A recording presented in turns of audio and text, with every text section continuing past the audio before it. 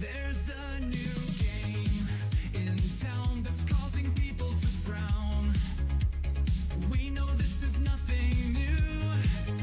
Let's look at the bad reviews.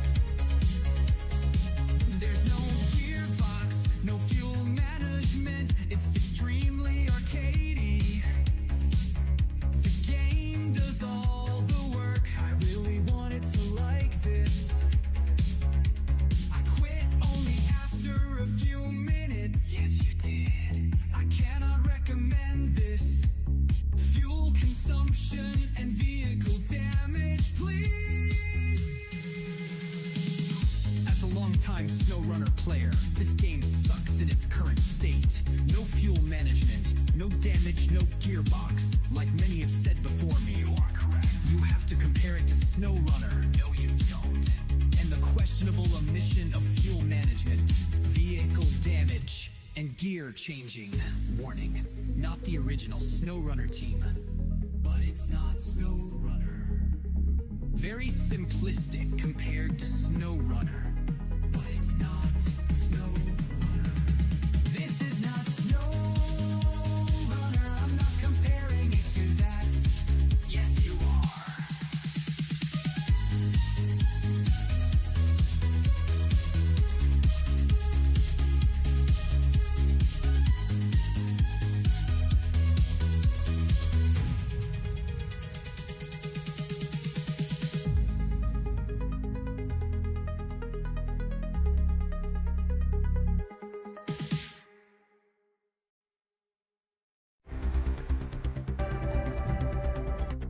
Whoops.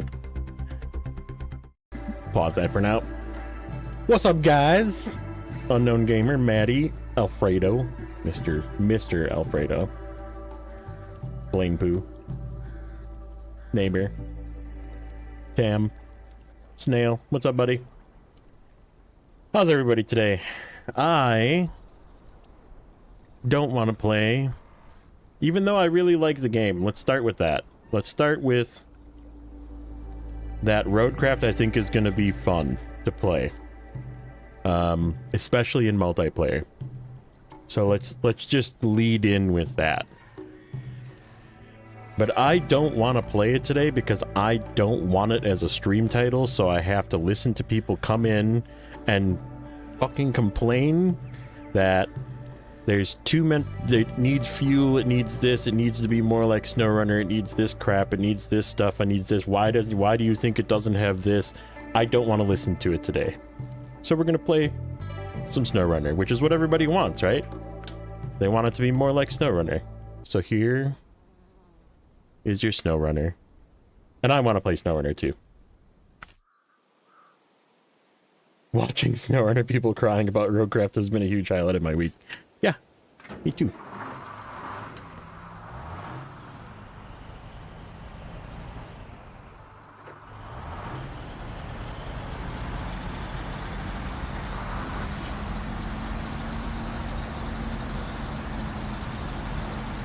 So that's rant number one, guys. That's rant number one. We are going to, I talked to Mr. Nathan Province, and we're going to wait until there's some more viewers in here. But I am going to react to his Roadcraft review live on stream. We're going to watch it together, and we're going to go through the pros and cons that he outlined. I'm going to add some pros and cons. And am I on Epic? I am. This save is on Epic, yes. Oh, there goes the dog. Golly, people starting a big fit over a video game. It's insane, man. I hate to say it, Paulie Lamar Tannehill. That is a name. Welcome in, buddy. Thanks for the sub. Ian, what's up, buddy?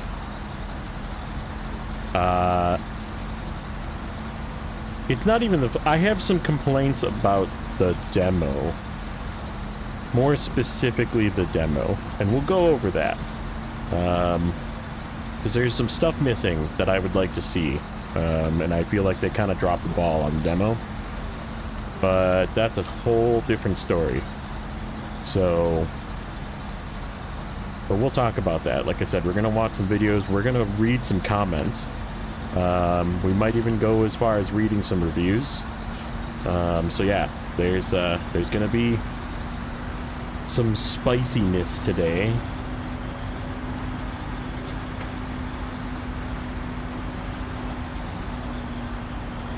But like I said, I'd like to wait until at least there's some more people in. Get everybody a chance to get in. And then we're going to continue playing some Michigan, because I have fun playing this Michigan save, so.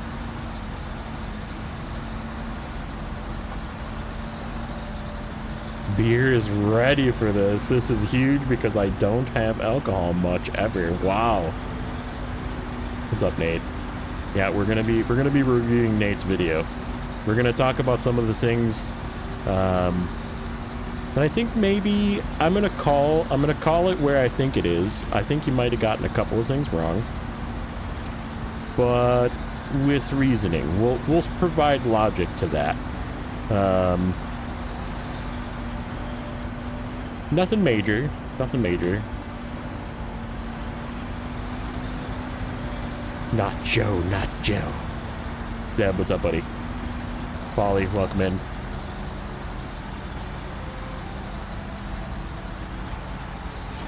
Reasoning a rant style playing, people would compare Prime Sim 22 immediately. Yeah, exactly. And I'm using that. I'm using that, Nate. It is definitely the Saber curse. So we're gonna talk about the Saber curse as well, because I think they're just doomed to have this happen.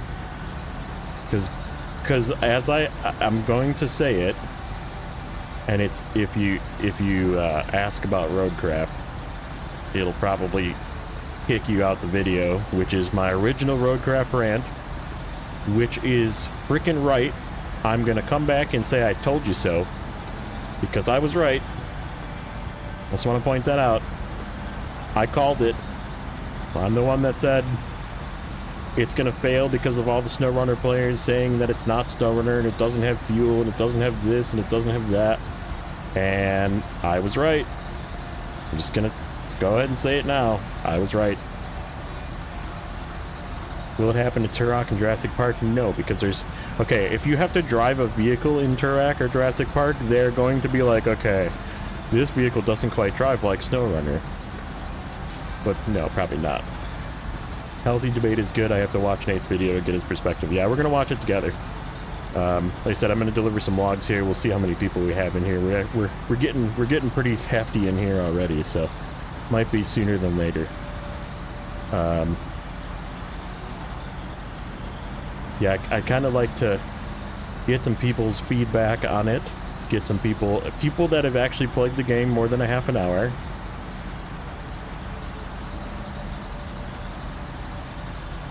Honest, when I saw your first video, I thought it was an anti-Roadcraft video, but now I see it was a warning about idiots. Yep, that's exactly what it was.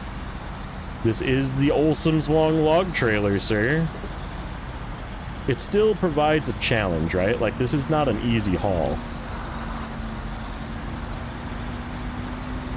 But it allows you to use low saddle vehicles to do long logs. Like the game with gas sometimes without gas.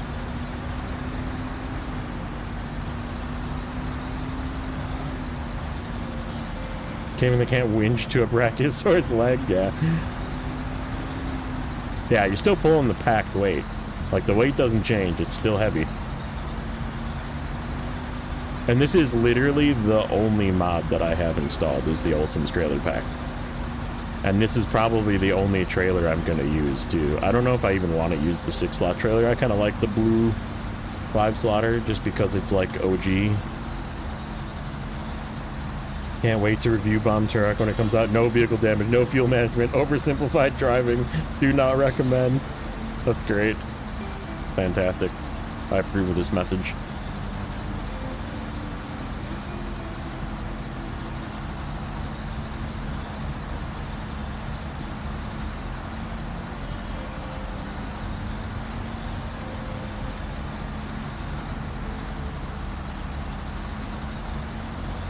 And I mean, I can use the GMC to do long logs. Like, you could before too, but Like, this is fun.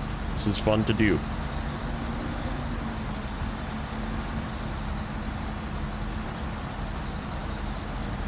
I gotta stay out of the mud up here. I know there's a spot up here that gets muddy.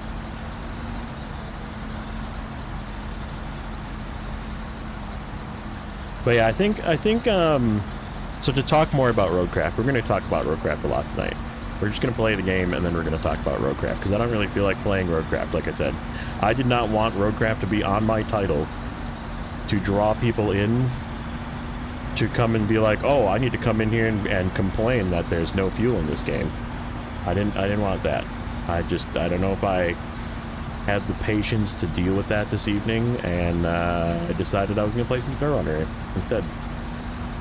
Psychologically bound to punishment with very little outcome. Yeah, I can see that.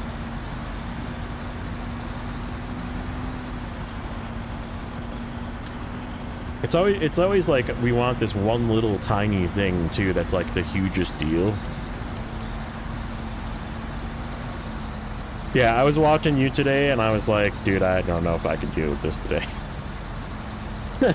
It's been a long week already at work, and I was like, I'm watching you just get bombarded with questions about it today, and you're like having fun playing the game, and people are like, well, what about the fuel? Ooh, and I'm just like, oh god.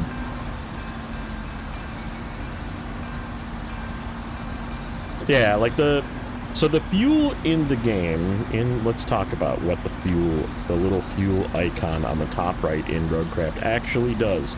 At least currently, before release, which we don't even have access to because it's not in the demo. Again, complaints about the demo, there's going to be some of those today. The little fuel icon is used for recovering vehicles to your mobile outpost vehicle, which we don't have access to. So therefore, we don't have access to fuel. However, it makes sense because, right, like you can recover to your garages or whatever your main source, like stations, I guess, whenever you want. But if you position your mobile garage somewhere in a good place, you can't do that infinite, right? Like you have to like turn in stuff and replenish your fuel. So that's what the fuel is for.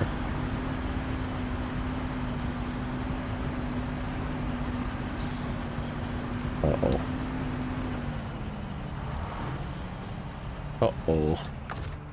We have a winch. Barely. Well, we don't. We got enough movement out of that, surprisingly enough. Jawa Sandcrawler on Tatooine? Yes. Yes. Right, neighbor. Exactly. And that, I know Nate was saying that earlier today as well. That's basically what the thing is people are complaining that never have to deal with fuel management, but now they somehow want it. Like, excuse me? You know, you don't have to deal with that in Snowrunner. What makes it so that you have to deal with it in this game? Like, and I get it, some maps it's beneficial on normal to like position fuel, but like you can just go to a trailer store and buy a trailer and just dump it out somewhere and then sell it back. Like, it doesn't matter. Oh, I am not going to have enough fuel to get back.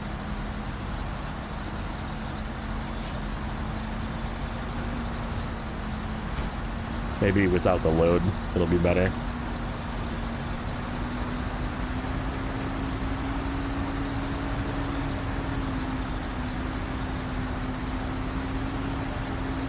YouTube? Yes, YouTube. Hello, Joshua Boo.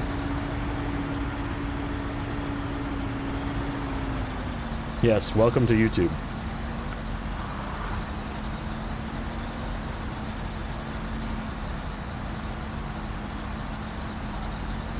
Yeah, I can agree with that. I can agree that it really hasn't been much of a... It's been sort of unconsequential for a while. Do I want to take the terrible way out? Probably not. Not with this trailer. Take the long way around. Hopefully we have enough fuel to make it out. If not, we'll have to bring that fuel trailer in. Because we're going to bring that fuel trailer in anyhow.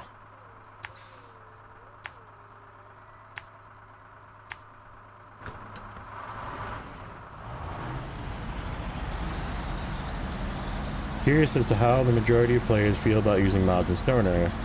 A lot of people consider it cheating. They use a lot and feel like play how you want. I fully agree. Play how you want to play. Just don't. Okay, so here's my one complaint about mods, and I will fight this to the end with you until I am blue in the face and you are tired of listening to me speak.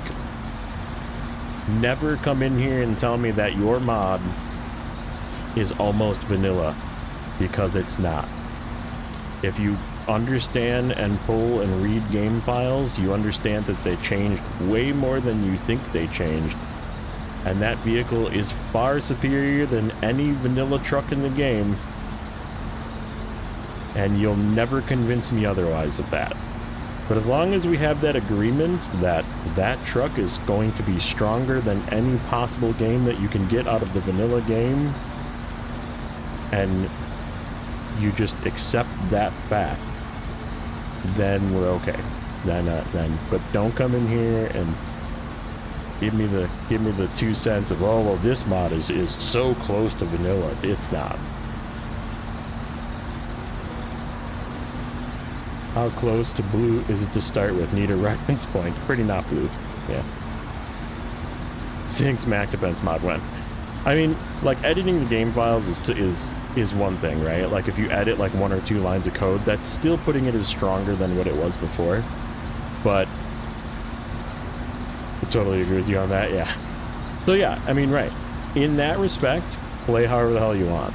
Like, mods are fun, man. Like, don't get me wrong. I have played mod saves. They're very fun. They broke a couple of saves of mine that I will never get back, and I'm sad about. But play however you want to play.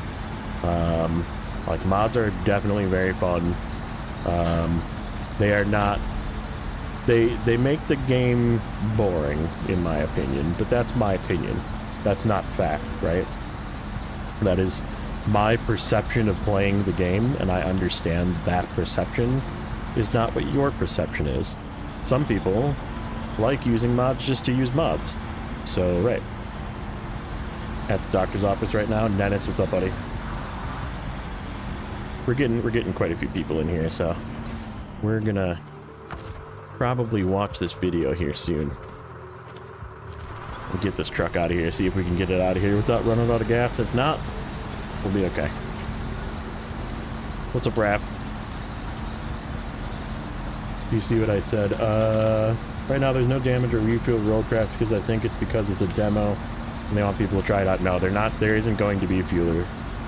No, they pretty much said that they tried putting fuel into the game and it was just a step. It was an unnecessary step. So no, I don't think they intend on adding fuel or damage to the game. Whip It Wednesday, what's up, Ian? Mods make the game boring while using a modded trailer. No, this is something that I chose to use on this save. I played the game through 100% without mods. And now I'm kind of just having a little bit of fun. And this isn't a mod vehicle, too. This is a mod trailer.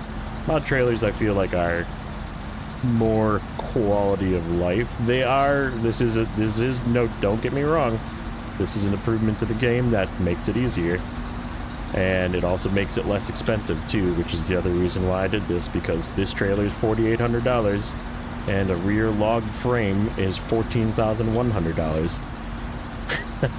so don't get me wrong, this is helping, but it's totally different than using a mod vehicle. Mods can, yeah, add some innovative things. And like I said, the vehicles, like, I loved, you know, the most fun that I had was those Ranger vehicles that are, like, unique vehicles that don't exist in the game even, and they have to, like, come up with their own skins, and, like, all of the different functionality and add-ons and that kind of thing are, like, extremely cool.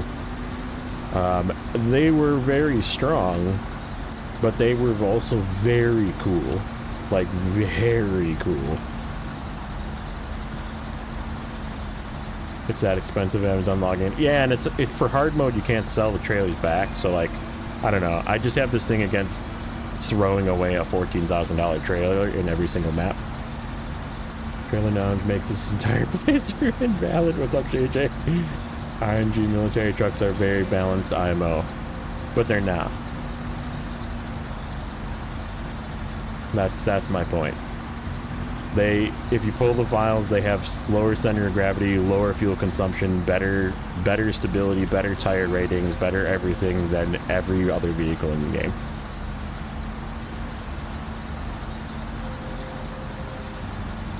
And if you don't pull the, I mean, if you don't like care about what's in the files, that's totally okay. Like, don't get me wrong. Mod bridges, yeah, those are cool. Yeah, oh yeah, they're tuned drastically different than a stock vehicle, than like a Fleet Star, you know? Yeah, I remember when you tested that one RNG on stream. Yeah, I will never let you win that argument. Dual medium trailer would make for trucks that can have medium holders viable. It's a, okay, so let's talk about that new medium trailer. That's where the war started. That new medium trailer is $25,000 in hard mode that you can't sell back. So that is a $25,000 trailer that you have to throw away. So from the hard mode perspective, I will never be buying that trailer. Ever. Roadcraft, they'll cancel it and refund people who pre-order it. I don't think they'll do. I don't think that. I don't think. There's enough people that like the game, and I'm one of them. And it requires a ton of power to pull that thing. So you need a really strong truck to pull it that's low saddle, which is like not super common. So yeah, like on a normal where you can buy the trailer and sell it back, absolutely, like play with it, tinker with it, it's really cool. It's like really hard to back up. Really hard to back up. But if you just go straight through somewhere and turn in logs, it's actually quite nice. But holy crap, there's no possible way I'll ever be, even though I have like $1 million on hard mode, I will not be buying that trailer just to throw it away.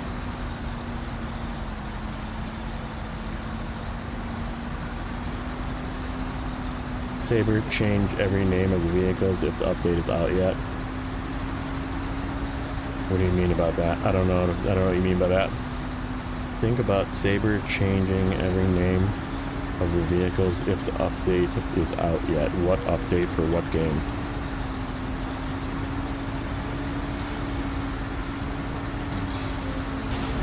Puts a damper on my enthusiasm. Yeah, I mean, it's like a super cool trailer, but it's just really...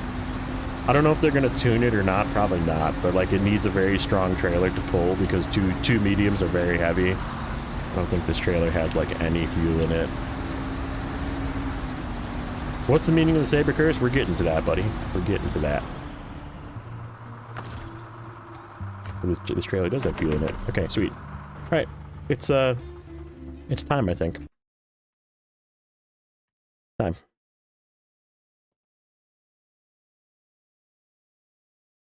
Okay, so this is Mr. Province's video. We're going to watch the sincere review of Roadcraft demo, A Bright Future, question mark. We're going to watch it through, and we're going to comment as we go through, so there's going to be points where I pause it, and we're going to talk about it. If you have questions on the way through, feel free. You're toast. You're toast. Trash the login trailer. What's up, Eagle? Eagle Beagle. So, the Saber curse is what's happening currently. We're going to read some of the comments. I don't know if we're going to read all 249 comments because there's a lot of comments on here. But we're going to read through some of the comments after we watch this video as well. Just to prove to you that the Saber curse is a thing, okay? And by Saber curse, what we mean by that is basically Saber cannot release a game without people that has some kind of driving mechanic without people comparing it to Snowrunner. Okay? Play the game instead of watching? Nope, we're doing this today. We're doing this for a little bit at least. So People say comparing Snowrunner to Mudrunner, it's nitpicking to death, right? So let's go ahead and kick it off. Welcome everyone to Saber and Focus Home's new game, Roadcraft. Let me know if the volume's good, up, down. I think it should be good. I kind of tested it out, but last few months, videos and news postings on this new title ushered in feelings of excitement, disappointment, and perhaps everything in between depending on players' perspectives. Today, I'm going to show you my own gameplay, experiences, and my pure, unfiltered thoughts on Roadcraft. In this video, I'll talk in brief detail of some things I enjoyed and some things I did not. For the sake of time, I will reserve my expanded thoughts on some things for live streams. So without wasting any more time, here are 10 things I liked and 10 things I disliked about Roadcraft. okay. So we're starting with the cons, and also put it in the chat if you missed. We really wish you would have said roll the tape. Just throwing that out there. And yeah, also this is let me do one of these. This is the video. Make sure you go like it. Give it one of them thumbs up. Subscribe, all that good stuff. You know, that kind of thing. So there's the video that we're watching. You're gonna bring back the roll the tape. All right. The largest letdown of this title for players that are looking to get into playing Roadcraft or potentially just checking out the game in itself. Simply put here, there are no gearboxes to manipulate. Okay, I'm gonna blame you a little bit.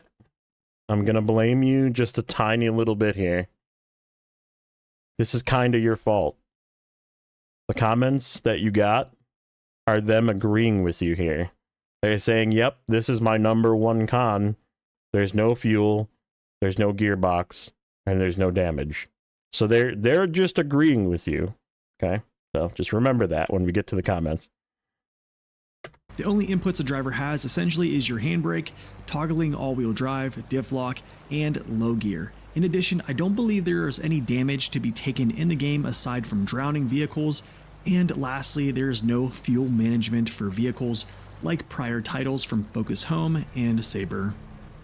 Piggybacking here off downside number one, so yeah, I mean, you really didn't like say that the fuel was bad, right? Like that it wasn't, like, it's a con, but I think it's a con because people expect it. But if they, I think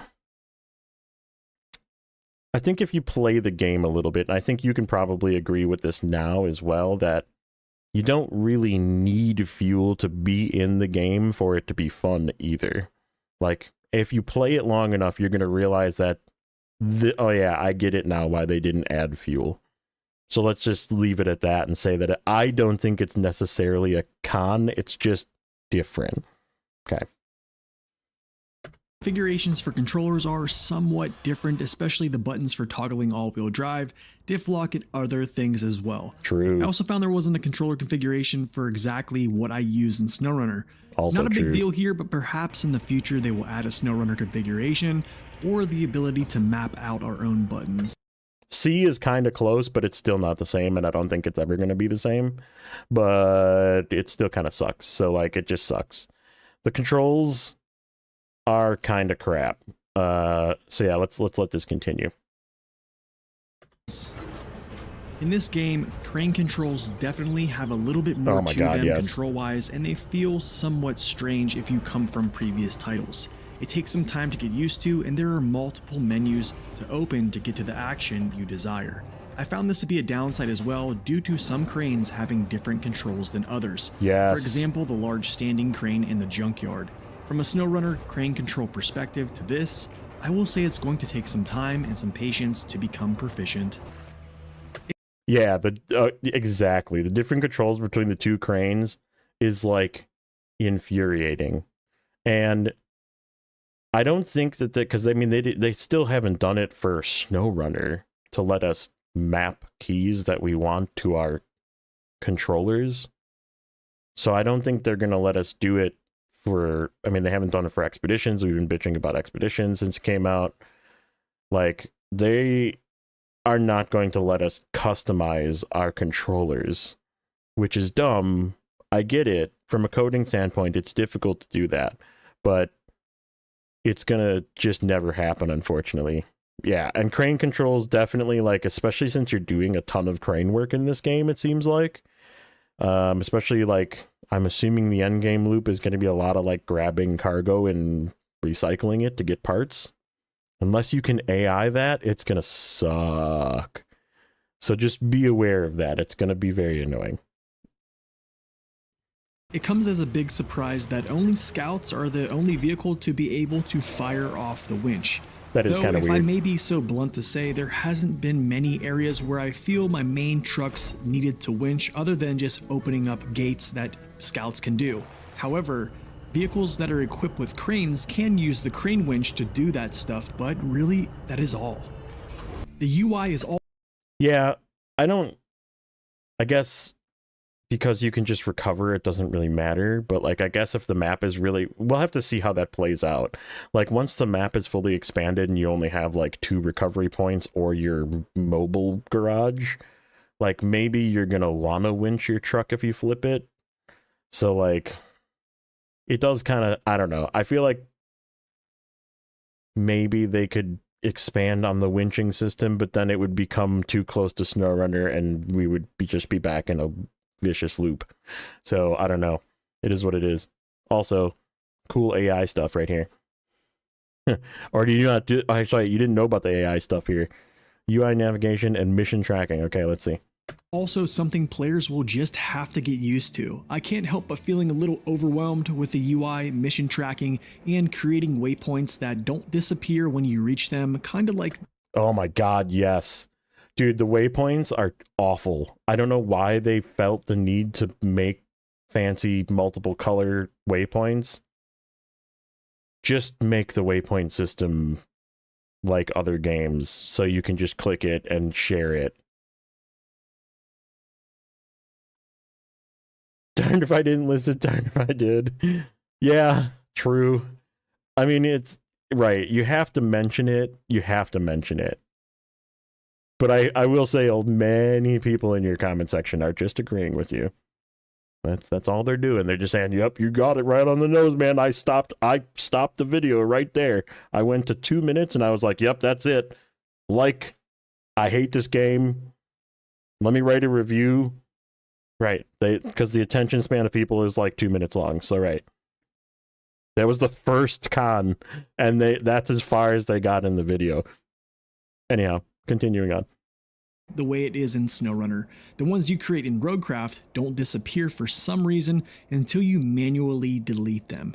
You also pick up scrap materials found scattered about the map. Finding these resources can be difficult because they are under the Vehicles tab in the menu, and then you have to move around that sub-menu to find them. And when you do, they briefly illuminate a color associated with what they create when salvaged.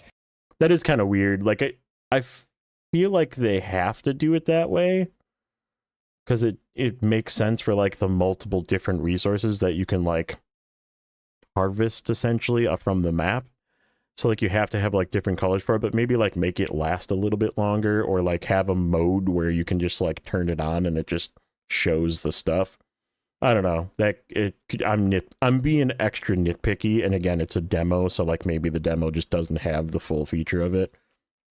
But yeah, the UI is, like, I don't know. It's not... It is kind of like Expeditions-like, but it's kind of eh. Yeah. Oh, we got one. We got one. Should I add a counter? It's just wrong. Vehicles have no fuel or damage. There's no game without this unless it's an arcade game. Have you played the demo, sir? Let me ask you that question. Have you played it longer than 30 minutes to see and feel that the game probably doesn't need either of those things? Also, hi, Erkoop. Okay, play the game. Play the demo. Try it out once. This is like, you know what this is like? This is like people regurgitating mainstream media talking points. Well, Donald Trump, bad. Orange man, bad. Like, this is the same thing. This is the exact same thing. It's no different. It's just Snowrunner. That's what it is. I figured it out, guys. I figured it out. You're new to my YouTube channel. Well, welcome. We get a little spicy in here. You got to make a podcast. And this also can be seen on the regular map view as well. And lastly, sometimes mission objectives and what is to be delivered can feel confusing. For example, a mission stated I bring 2 vehicles to a location, but it was actually just the one vehicle and the other vehicle wasn't part of the current requirement, but it lit up as if it was. Really? So there was like, yeah, that might just, I mean, that could just be like demo bug, but yeah, like I feel like there's like a couple of little bugs with the demo that I found. Yeah, try the demo. Try it. Play it for like an hour, 2 hours, putz around with it, complete the mission, right? And then continue it. Like it lets you either go back to the hub or continue, and then it like opens up free roam and you can like putz around and build roads and do random stuff. Hoping this Nathan guy doesn't copyright claim your stream. I don't know, he might. The demo is 50 gigs, yeah. I mean, but you just, when it's done, you just uninstall it. Next week, you uninstall it, and you get your 50 gigs back. That's how you play video games. When you're done playing it, you remove it from your computer, and then you get that space back. That's how hard drive space works. Lovingly helping Gareth do a different percent. I'm telling you, man, try the game out. If you don't like it after playing for 2 hours, then come up with reasons why you don't like it. Not, I heard this person online tell me that I'm supposed to be mad that there's no fuel. That is, I will not accept that as a valid reason. Come up with your own reasons. And if it really is that there is no fuel, then think it through and be like, okay, why do I miss fuel? Old crappy SSD. As you may have heard before from prior videos, yeah, you just got to uninstall some other stuff. Just move the adult content to the other hard drive, then you'll be okay. Just kidding. vehicles do not have interchangeable add-ons. The loadout that they come with is essentially the job that they are assigned to as a specialization. In the pros, I'll discuss things I like about this, but pertaining to our current downside, I'd like to be able to swap add-ons of like trucks. For instance, instead of the Tega 6455B being strictly a dump truck, he could swap that add-on with the Mule T1's bed and crane combo. That would be cool. Like, I guess maybe we'll see if that becomes, because there is, okay, so I don't know, this is going to be me adding on to this con, okay? We are missing things in the demo that you cannot do in the game in the demo, but you will be able to do in the game going forward. There is menus when you go into the, like if you're in the selection screen for either the easy, medium, or hard scenario, there's a menu across the top that says store, garage, and company, okay? And it's on the top, and if you press LBRB like it says to scroll to those menu options, it doesn't let you scroll to those options. So store tells me buy new trucks or buy possibly different add-ons for your trucks. Garage possibly means customize, like maybe changing the color of your trucks, which would be really nice because nobody really wants the orange and black or yellowish and black color. I mean, maybe somebody does, but I feel like I'm already kind of sick of it after 10 to 15 hours of playing this demo. So Euro Truck Sim is going, right, just to like dump something that you're not playing right now for the week. Play it for 1 week because it's only good for a week, and then uninstall it and reinstall whatever you were playing before. Funny to rewatch, yeah. I'm assuming, yeah, like possible, maybe not completely swapping, but like trucks that make sense, maybe you could swap. That would be cool. I agree. But I think it's in a menu that's just locked right now that we don't have access to, which would be useful to see in the demo for you to be able to see. I really wanted to see the menu for the company. Like, how does the company progress? what do levels do? Levels clearly do something. There's levels in the game. I don't know what it's for, but yeah, that's true. We have seen screenshots of trucks with different colors. But like, what is the progression loop, right? Like, what does level 1 get you of a company? Do you get 1 truck? Do you get 5 trucks? Do you get all 40 trucks? Like, what does your company start with? How do you progress in the game? Do you progress by earning money, by picking up garbage with your garbage? You know, like this truck, like say this truck on the screen is the only truck you have to start with, and you have to pick up trash and sell it. And that's how you make money for the first couple of missions, until you can buy your second truck a log cutter or something, and then you can cut down trees and sell trees and then make more money. So like maybe there's a progression loop in the game that we're just not seeing, and that is a complaint of the demo, not necessarily of the game. So, but there's got to be something with that company that I'm assuming you have to level up and progress in the game, because the game is not going to be sandbox, right? Like the game is a sandbox, but the game's goals are not clear to us currently, and they haven't shown us enough of that. So that's my gripe about the demo.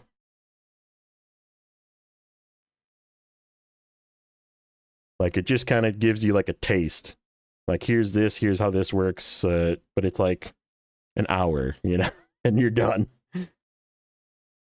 Right, farming sim $0 start runs, right? Like some, but like, yeah, who needs fuel? Get out of here. All right, let's go. Overall though, I feel a lot of players might not favor the lack of customizations. However, I would expect some things to change here with customizations, and you could have different unlockable variants of each truck that probably would have different add-ons and such, but that is all still yet to be discovered. Later we'll talk about crucial upgrades for vehicles by other means, but as it stands, there are no upgrades to find from scouting or revealing parts of the map. Yeah. I don't know. I guess, again, that could be revealed with the progression of the game, right? Came in on the end of the rant, loved it. What's up, Richard? Yeah, I feel like until we know the actual progression of the game, I can't necessarily say that no upgrades is a good or a bad thing, right? Like, maybe it fits, maybe it doesn't, maybe we're gonna miss upgrades, but we won't know that until it's released, which is I'm kind of bummed about. Again, this is more feedback that I will be putting. I don't know if you guys know this, if you guys have downloaded the demo. There's a thing on the bottom right in the main menu that says, take the survey. I plan on taking that survey. I suggest if you played the game for more than an hour, that you also take that survey and fill it out honestly. Fill it out, even if you're it's not Snowrunner, fill it out. Like, I don't care. Put whatever your opinions are in that survey, because they're not going to know unless we fill out that survey. So, there you go. And it is kind of sim-like. It is kind of sim-like. I'm not going to lie, but we'll see. We'll see how we don't know the actual progression of the game yet. Maybe it'll make sense. Maybe it won't. And I feel like it could like home run if they get the progression system right, or could be an absolute failure. Like an absolute devastating, the game is going to fail worse than Dakar Desert Rally failure. But we'll see. We'll see how the progression of the game is, because we don't know what it is and they're just keeping it secret from us. So hopefully it's good.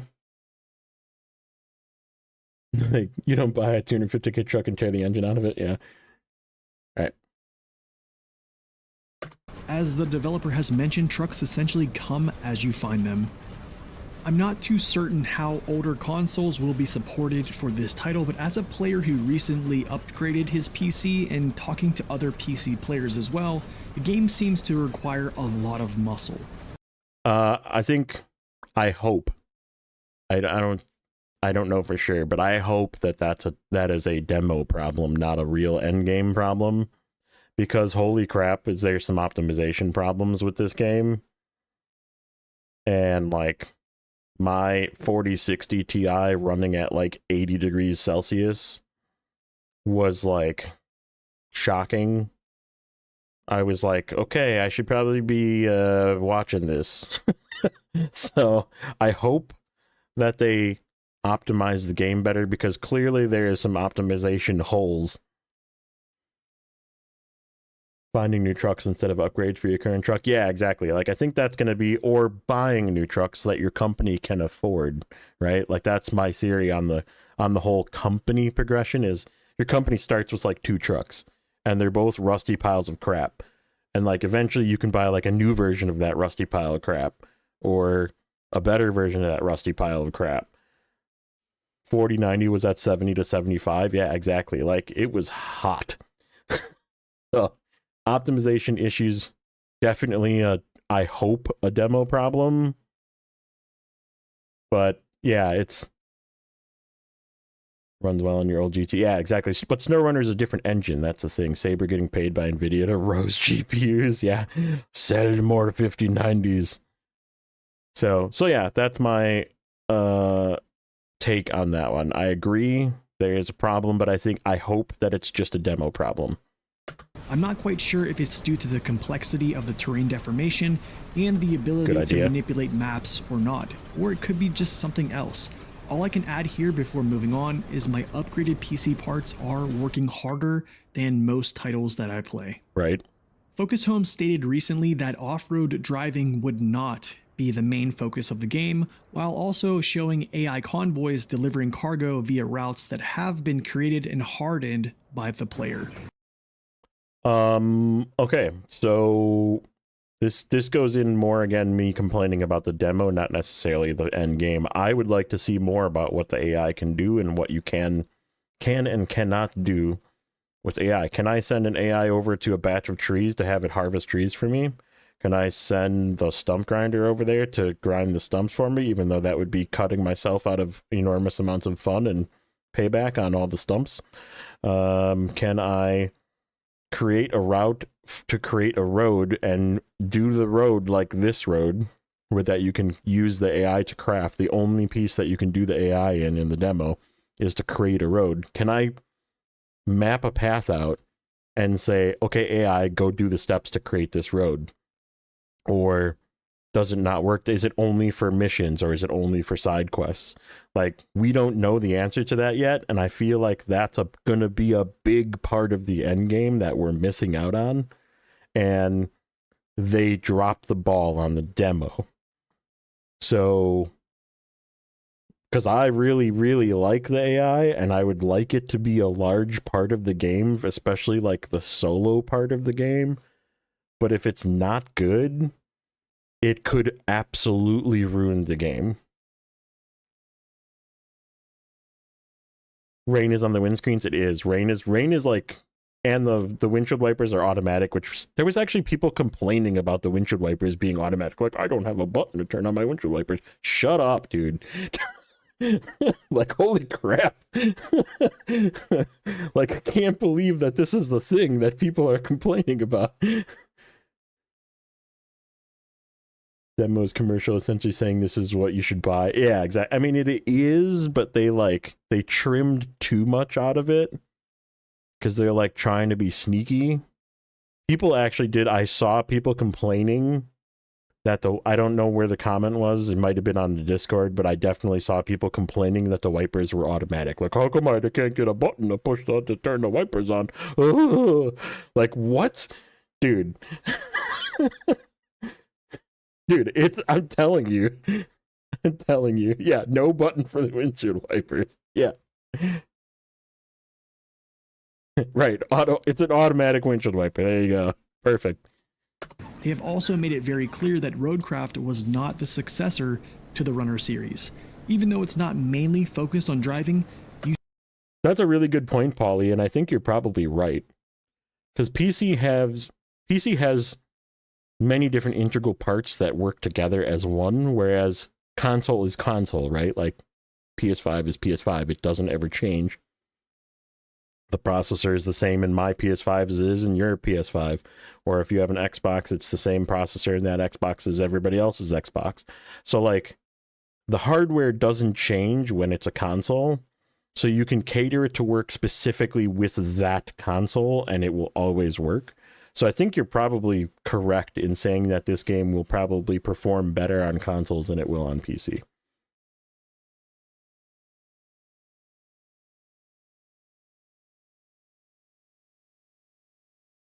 Someone will complain about anything. You truly can make everyone happy. That's crazy. I think they're trying to sell the game with visuals maxing performance for the videos. OS, yeah, operating system is the same, right? So like consoles will always be late for getting things and getting updates or getting demos even, which you don't get because there's approvals and stuff like that. But I feel like the console will probably end up playing better, let's be honest. So you still actually have to perform in that arena, of which we will touch on later. While us good Snowrunner players love a good haul to a destination, the rationale for AI convoys could be due to our next and final downside. Coming from the perspective of a Snowrunner addict with over 5,300 hours gameplay, I feel things in Roadcraft tend to take some time as well.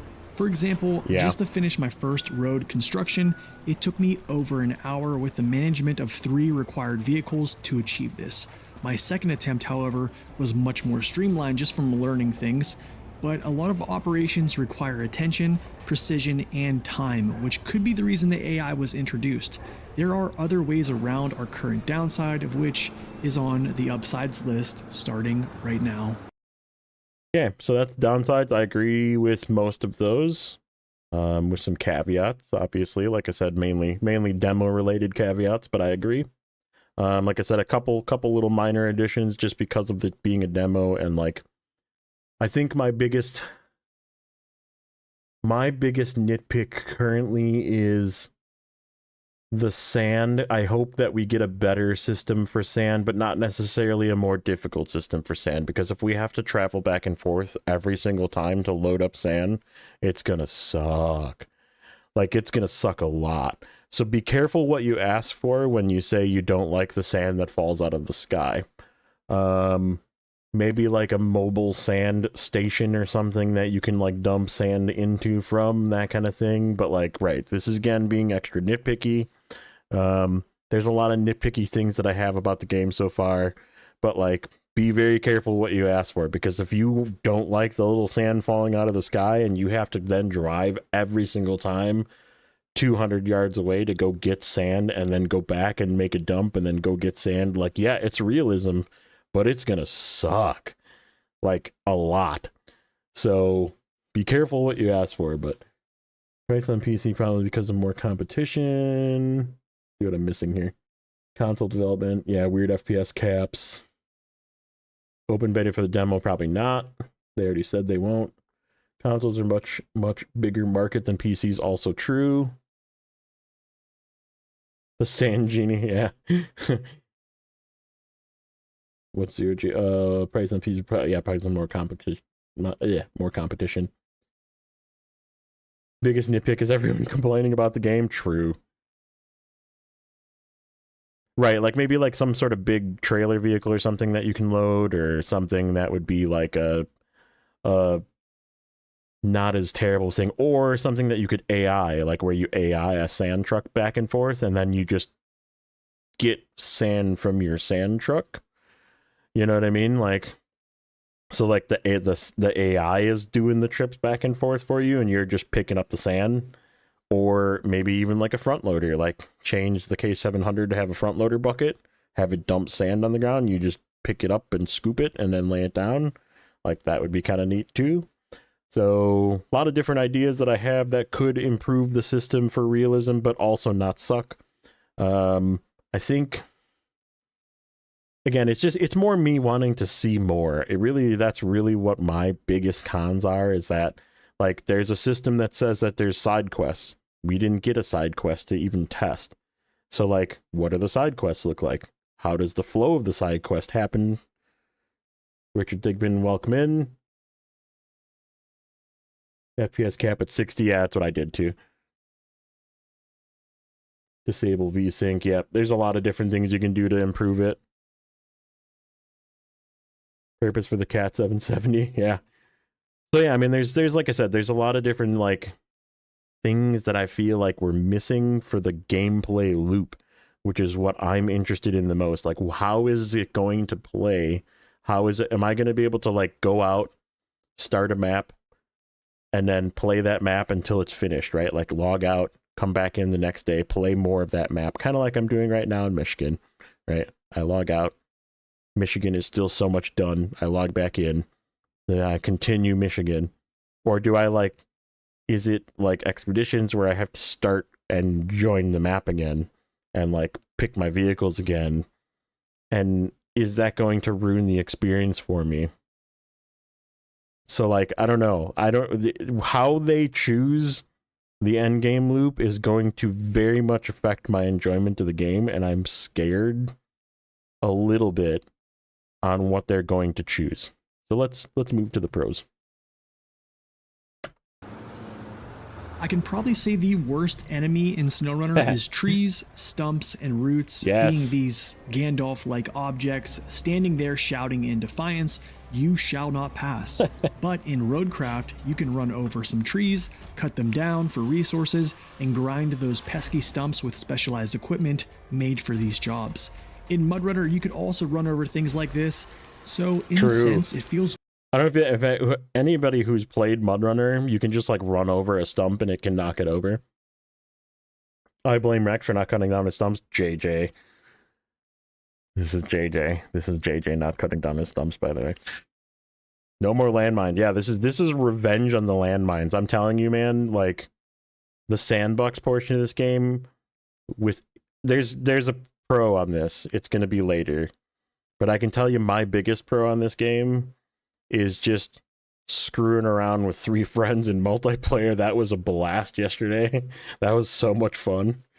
And like just like making a road for no reason, but like having like this flow of like, okay, you do this, you dump, you flatten, you lay the stuff down, and the other person flattens again. Dude, it was so much fun. It was so much fun. Like top tier fun, just doing nonsense.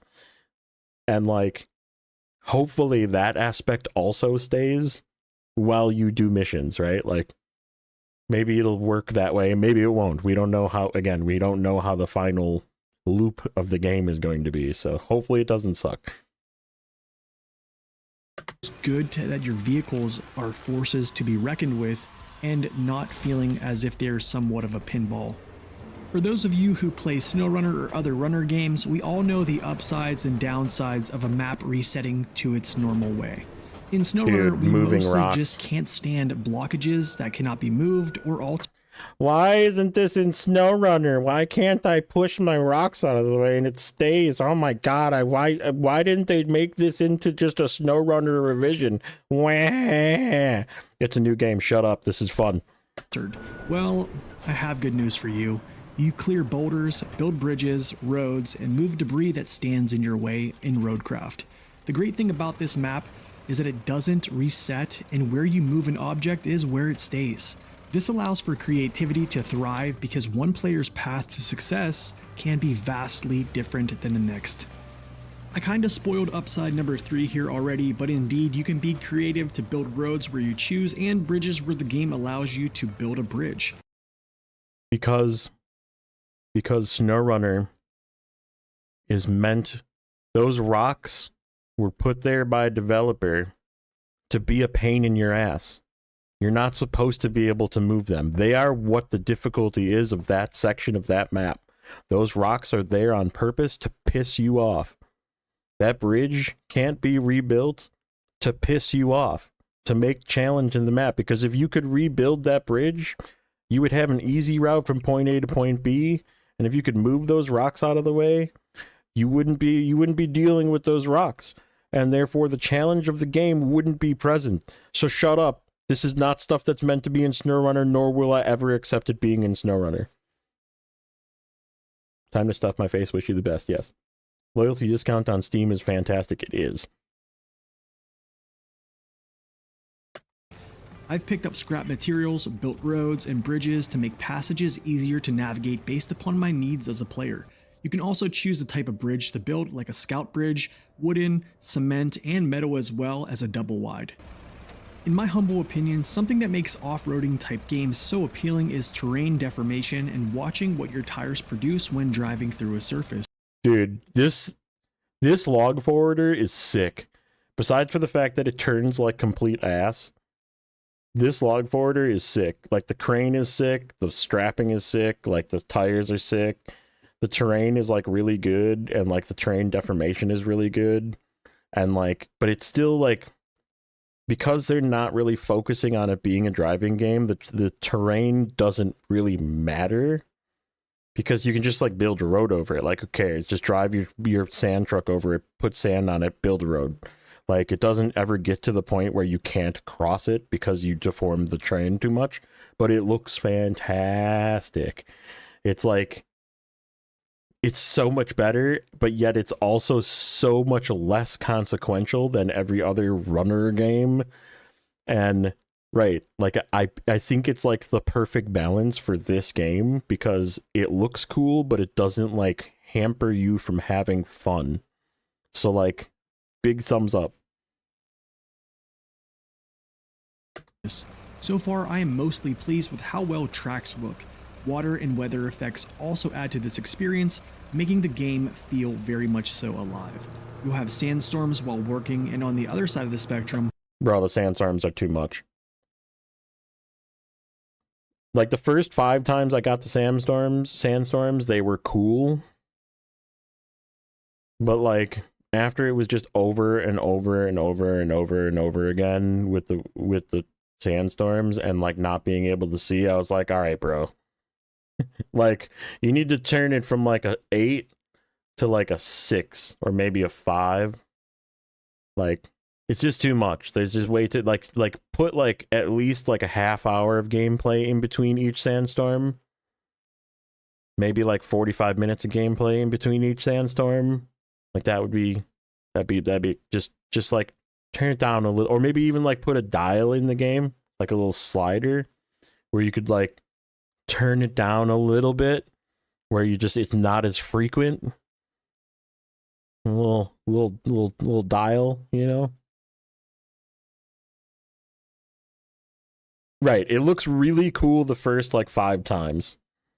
Like that, like the first one, you're like, oh man, check out this sandstorm, it's so sweet, I can barely see, it's so awesome. And then like the second time, you're like, all right, I can't really see this well.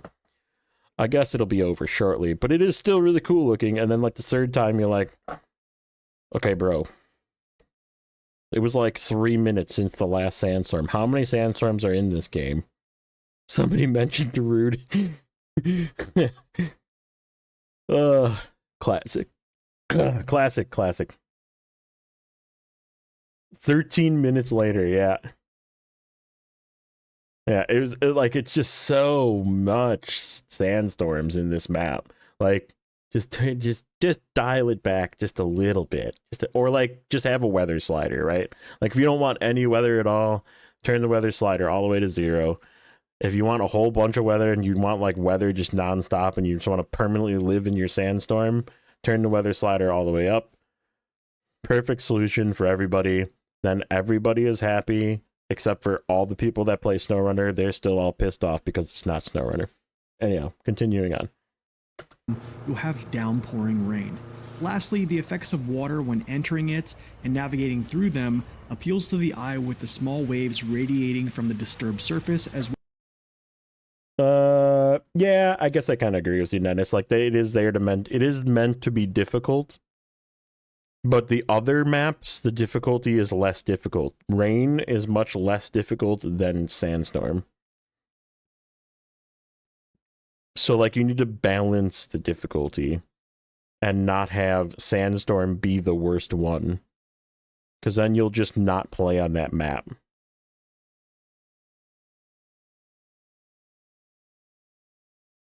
I was singing Darude, but I didn't want to get a strike because I'm such a good singer.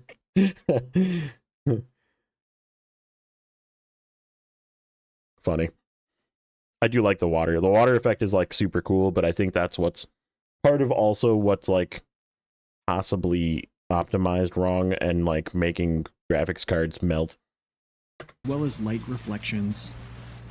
Earlier, I mentioned in the video that you can salvage resources that make crucial materials for your success. Well, at the top right of your screen, you can see those materials you currently have from crafted items found on the map.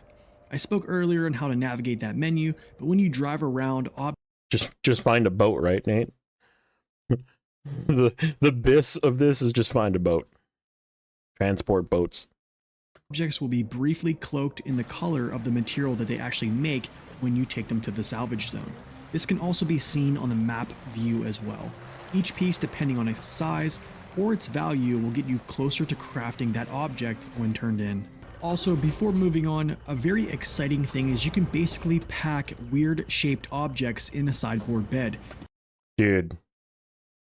The farm sim straps, because that's what they are. They stole these from farm sim, okay?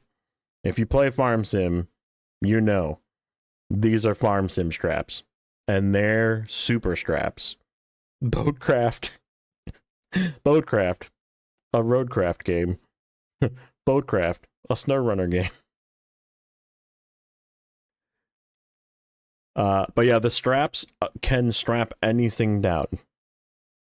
So if you get it, you get it. Boat runner craft. There you go. In this case, it's actually called strap down. And if they fit in your sideboard bed, it's exactly you can strap the same. them down, including Farm logs. sim straps and they'll just right hang there. outside of your bed, but be strapped down into your bed. This allows you to pick up and deliver logs and also other types of cargo without dedicated machines like a logging vehicle, in this case, the forwarder. But for these applications, you can also just use the Mule T1. On one hand, it's kind of odd to not have different add-ons and customizations that you have in Snowrunner or other games as such. You have a plethora of those things to attach to different vehicles. But on the other hand, in this game, I feel like it boosts the value of the vehicles you currently have because they are highly specialized and formulated to do one job for the team. Yeah, I can agree with that. I think the vehicles, like, they all have a purpose, right? Like, and those that can be somewhat multi-purpose, but like most of them all have their one purpose, and they're all like very good at that, which is sort of good. I can see, so like I don't really see how they would be able to do like multiple of that class though, right? Like multiple scouts. Like what do you do with the second scout? Like, unless they make it better at navigating terrain, which it really isn't super difficult in the first place. So like, why have two? Question, you know, like, I don't know. Unless like they plan on making some really hard to navigate places. I don't know. Again, this isn't, it's not in the demo. We don't know. Like, it will probably play differently later on. 420 not being amphibious, when that would ruin the balance. Yeah, exactly. I want my TUS 420 to have a submarine snorkel and tow full-size trailers. For example, the Scout is great for its ability to identify scrap cargo around the map and also scout terrain depth around it as well with the press of a button while driving. Marvel, leave it alone. Wonder if they make it so you can only have so many trucks, or money might limit selections. But then then you're scaring me a little bit with that. Then we're in the expeditions take 4 with you to your thing territory. And I don't want that. I would rather it be your company owns 5 vehicles. You can pick any of those 5 vehicles to because your company is here. And if your company owns 5 vehicles or 40 vehicles, they are all available. But you start with 5 and you have to earn money to buy more. That's how I want it to be. I don't know if it's going to be that way, but that's how I would like it to be.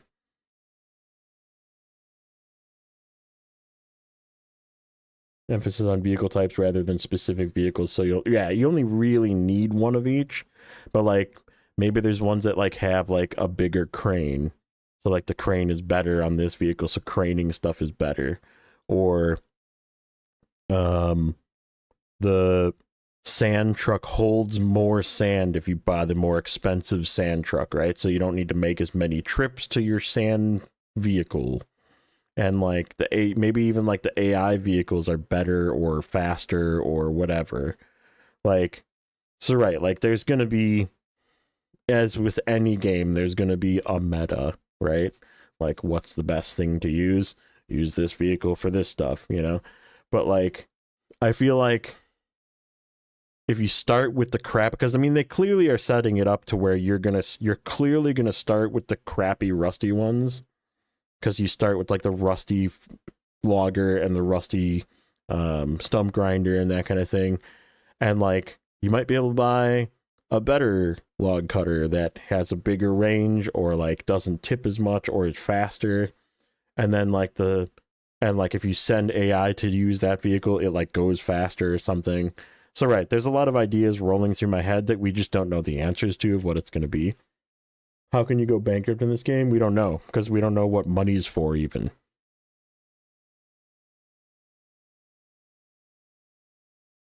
Like, we have no idea what you spend money on. What if you change companies that have different specialized trucks? Yeah, that could be too. Where you like have multiple companies, right? You pick your company and that company goes to your mission. But again, we're kind of getting into the expeditions territory if we start talking about that kind of stuff, which I'm trying to stay away from. Again, we're not comparing today. We're just saying things that we don't necessarily want, you know? I think of it as if your vehicles are part of a team and they all contribute their own role in support of the overall mission. Over the years, if you've watched my streams, I lecture a lot about multiplayer being the way to sustain a player base and boost replayability. I have floated the idea of a multiplayer join saves where both the host and the person joining have progress on both sides, unlike it is in Snowrunner. In Roadcraft, however, there will be an option that will allow you, a joining player, to save all co-op progress to their game saves progress as well. This essentially is kind of a dream come true. It is. It's like, not only is the co-op collaborative and fun, right? Where you feel like you're actually completing something together. The ability for you to have the same save as your friend that you're playing together with, and then you can like get together again and play again on that save. Like, yeah, yes, please, thank you. So, thumbs up. Not only that, but joining co-op and overall gameplay in co-op feels pretty good.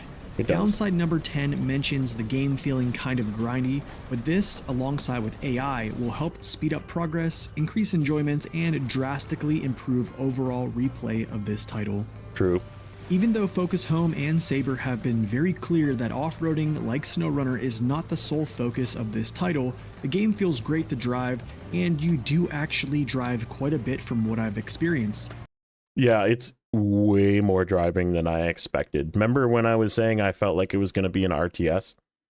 Which we still don't really know what the AI is going to be involved in doing, but this is way more manual work than I expected. But again, they could just be wanting that for the demo. So we'll see how the fine print of it actually working later on is, but it's definitely like the experience in the game is much different than I expected. However, it's not bad. It's actually a good experience.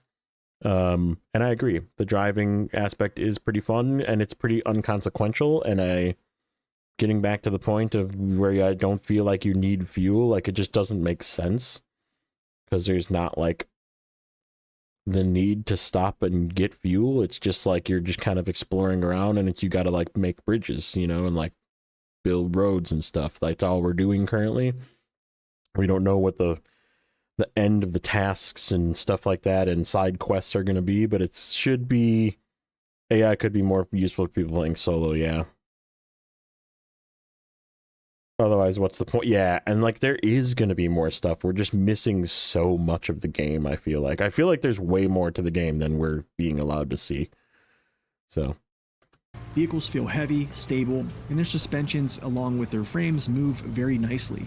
Tracked vehicles, on the other hand, feel rigid, but those are indeed heavy construction machinery. Dude, the tracked vehicle turning is so good. Like, they perfected the stop one side to turn movement of track vehicles. Like, they like super thumbs up on how they made the control of tracked vehicles work for like a normal WASD type movement, you know, or a joypad up, down, left, right movement. Like, it's flawless in how it works, plus it also feels really good. So I think they did a really good job with the track vehicles. Not tanks. During my time driving, the conditions and places felt challenging, and the vehicles performed well. If I were to compare to past titles, I would say it kinda has the Expedition feels, with some Mud Runner mixed in. The game... Yeah, how the heck did he get that vehicle on your stream? What kind of magic hacking did Dave do to get that vehicle that he brought into your stream? I was like gonna say something and I was like, I shouldn't say something. Dipping the toes in the water a bit for garner some feed. Yeah, and like they're garnering the wrong kind of feedback though. Dude, he like just hacked the game and like was like, I'm gonna just steal this vehicle from the file. Crazy. He moved it away after. Yeah, he was probably like, okay, I should probably not do this. I did see it though. I was like, should I say something? Because that's not in the game. That's like the DLC or the pre-order vehicle, isn't it? It's not in here. When Nate was playing with Dave in the very beginning when they were together. Downside of asking for feedback, yeah, true. And like I said, I think they gave it to some of the wrong people out there, so. The game feels somewhat slowed down, and vehicles feel like they are powerful entities against the environment that you set them in. Nice and slow. Everything is like slow, like there's nothing that like feels really fast. Like we were trying to like jump the scouts off of a jump we made the other day, and like they're just not fast enough to make jumps. Like you can't like pave a jump and jump off of it with something because no vehicle's fast enough. So mentioned previously on the downsides list, vehicles do not have upgrades found on the map, but they can be upgraded in the store/garage after you find them. Ah, free while playing our Rusty. Each one is restored better stats. Okay, so there is actually like speed. I did not read this part correctly. But they can be upgraded in the store/garage. Restored vehicles have better stats than their rusty counterparts. Vehicles are found in an almost dilapidated state, but they are still useful, and that state is called rusty. The next upgrade is called restored, which have better stats than previous found versions. Okay, that's cool. Keeping my final thing short here at number 10, the map view in Roadcraft is actually just a top-down camera. Think of it as an overhead shot that is essentially a live viewing. You can actually see tracks where you have driven and also trucks that are actively driving. It is that detailed. Yeah, probably where your money goes is into purchasing the upgrades for the vehicles, right? Like, which is what the store/ is for. Lastly, indeed, we have a compass that players have been asking for. This, I believe, is an addition that a lot of drivers have been asking for, and thank you, Saber, for that. It's a very like navigational game, so yeah, like if you're saying I need to put something over on the west side of the map, like right, it's good to like know that's the direction you're going. So in conclusion, a lot of these features like no damage, no fuel, no gearbox are things a viewer, if you did it again. You just like lined it up for him. Just kidding. You've made it this far are a cause for concern. I'm a hard mode player that has done videos on the subject of fuel management for Snowrunner, but in this case, you have so many moving parts and so much to manage that I feel it would further increase downside number 10 even more. The developer actually has tested this adding fuel, and they've removed it because they didn't feel it added anything to the title. Overall, the appeal of manipulating terrain, shared co-op saves with reliability, and the change of pace from a runner game to a construction management type has been enjoyable to play. You're probably wondering, do I buy this game? As a consumer myself and a player of past runner games, I can say that it's a totally new and separate experience that does have small remnants of past titles. It's got runner influences. That's like the best that I can word it, where I'm not saying it is like, it's not the same vehicles, it's not the same driving experience, it's not the same menus, it's not the same buttons.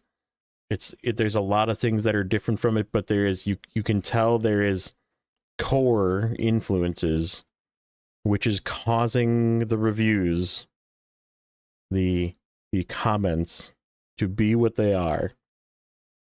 And people are just not reading between the lines, and they're not even playing it. They're just like reading what somebody else said, and they're just regurgitating it. They're not even playing the game. They're just saying, oh, I put the 50 gig demo and played it for literally 20 minutes and left a demo, or left a review saying this is terrible. I mean, I literally, like, in the video that I made today, I literally circled the ones that were under an hour with a big red, like, box on the top of the thing. Like, and there was a guy that said, I uninstalled after minutes or something, and it literally said he played it for like 0.3 hours, and I'm like, you're not wrong. You're not wrong. You didn't play it, dude. You didn't play the game.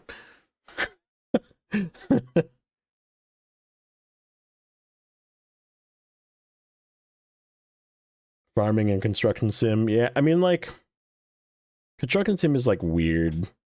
We can talk about construction sim and how I think this is also not even close. It's not even like the same game remotely, but because construction sim has got like you pick a contract and then you go and then you're done. You leave back out and you go again. You pick another. In that as well, but I think it's a good spin-off that can potentially make the Runner series even better than it already is. Correct. It's a spin-off. It's a spin-off. It is not it's not a runner. It is something different.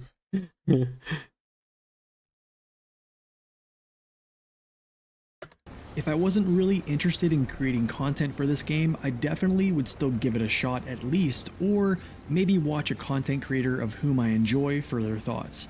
One thing you need to remember about YouTube is that most folks who post videos aren't experts. Nope. But we are just normal folks with a microphone and editing software. Just a dude with a mic. Which is why I always try to say at the end of my videos, try this one out and let me know what you think. So I hope this video was super helpful and informational as well. So until next time, guys, God bless and stay upright. Alfredo Season 15 comes out on April 15th, sponsored by TurboTax.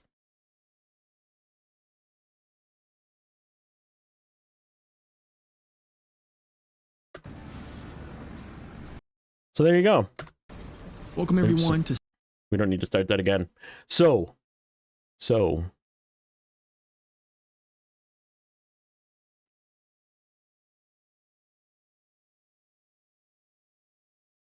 Let's...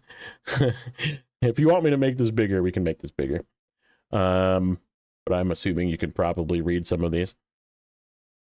Very first comment, most liked comment, 150 likes. This is number 1. I do not know why they are so allergic to give us toggleable realism options for manual shifting or fuel consumption. There it is.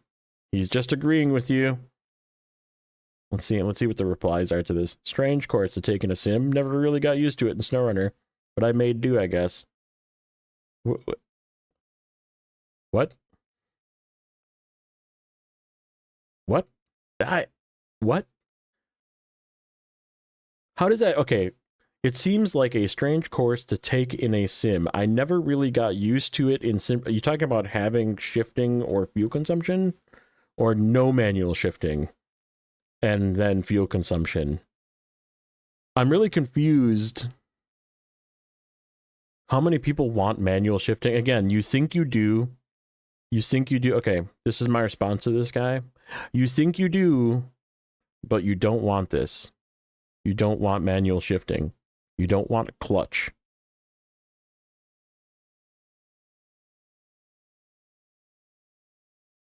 Did I see a gaming wheel video? Possibly. Possibly. Possibly. There might be one that's on another tab that's ready to go.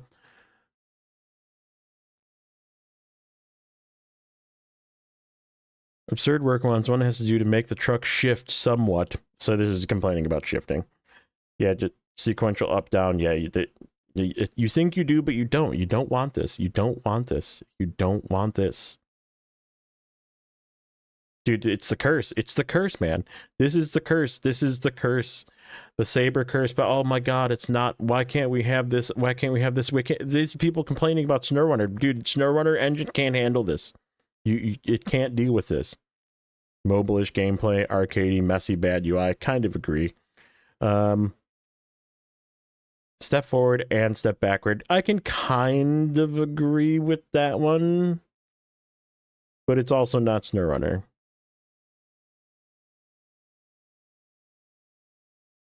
Transferring this stream to my phone. Yeah, play it up, man. Play it up. Like I said, go through the quests, whatever, and then just continue. Like, don't leave. Like, just play around in the map. Kind of screw around. See what the game has to offer, because that's all you're going to get. HUD and glowing elements on the screen look very busy. Yes, I agree with that. Be nice to have less clutter on the screen when building something or lifting something. So this is a good complaint. This is a good complaint. This is like, it's not saying, oh, wah, Snowrunner. This is saying, like, I don't like this one thing about how it is in the demo. This is true. Like, be more like this. Be more like this guy. Congratulations. Good job. You get a like. Good job. No fuel's real kicker for me. Down.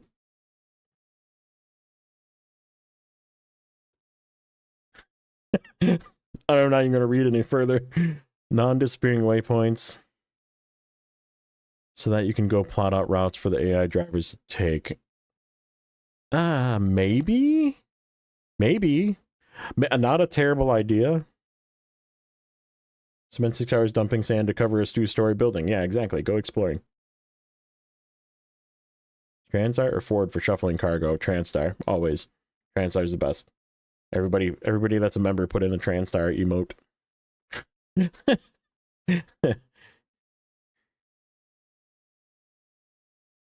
Complete a separate game. So here's another one. Why didn't you just add this to Snowrunner? Would have been a lot more interesting to make Snowrunner sequel.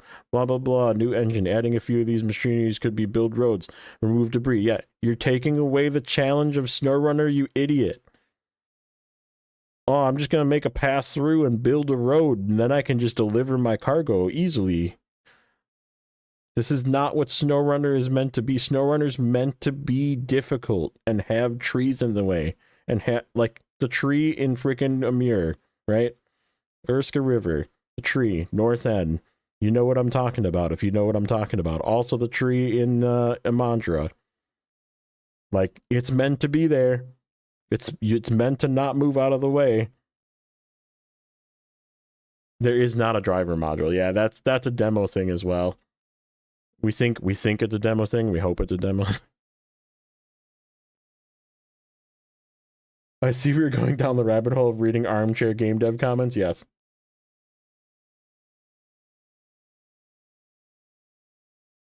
They don't add a hard mode to this game, it will sadly be a hard pass. That I can see that being a valid reason, but this is again now comparing it to Snowrunner. It doesn't have a hard mode like Snowrunner.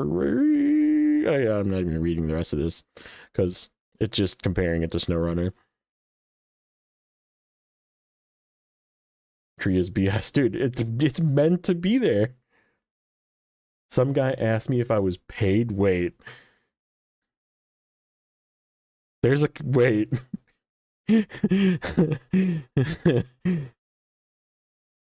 There's source for co-op progress being saved on both host and client sides this time around.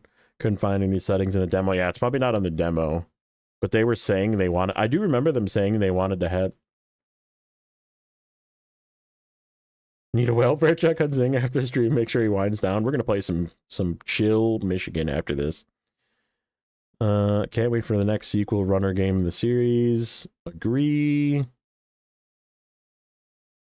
Snowrunner 2 is better for graphics, physics, maybe some new mission types. Is it that hard? No, but this is not the game that you're looking for then. Downvote.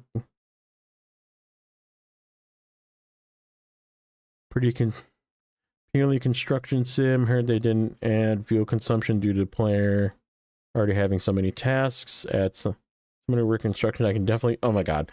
But in real life, in my construction company, I have to fill my truck with fuel. Time for you to get some sleep, right, buddy? Thanks for coming in, Dennis.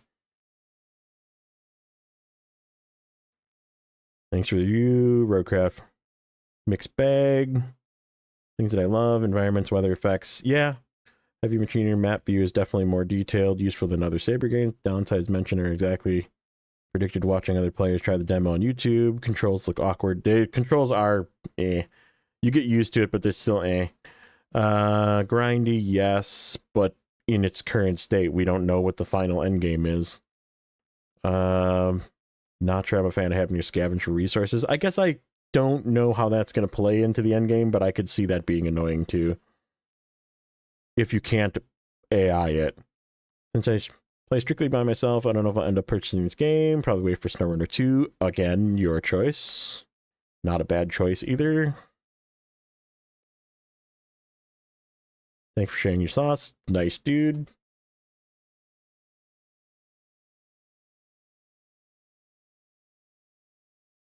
Just started Snowrunner after years. It's amazing. Yeah, it is amazing. I love Snowrunner. I don't think I'll ever stop playing Snowrunner, even if it stops being made. Because I think it's going to endure on. Markers taking 3 menus. Dude, the markers are terrible. Crane control, big downside for me. UI. So this is a well thought out comment. Like, things that you don't like. Tell me, without using the word Snowrunner, things you don't like about this game. Perfect comment.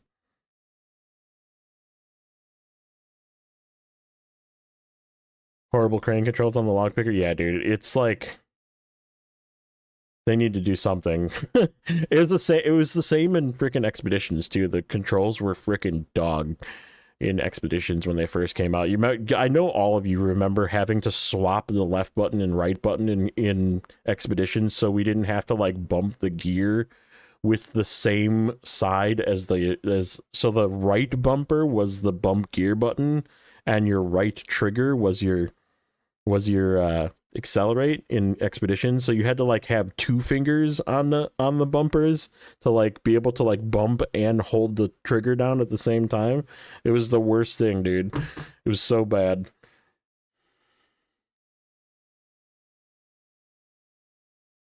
Mod supporters added this game. They did say they were gonna do mod support, weren't they?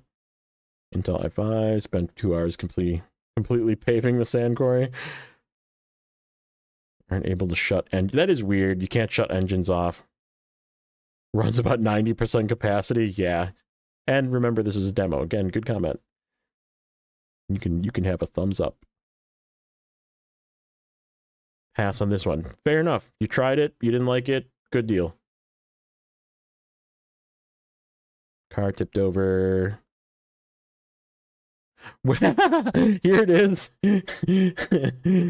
Were you compensated in any way by Saber or Focus to make this video? No. Dude. No.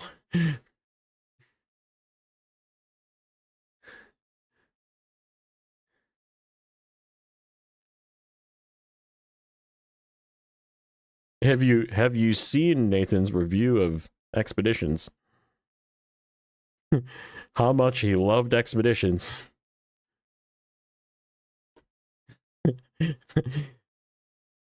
Co-op mode. Co-op is no longer just a joint. Dude, co-op is so good, man. If you have the opportunity to play with friends in this game, dude, even this week, like this week especially when there's really not much to do, just do it.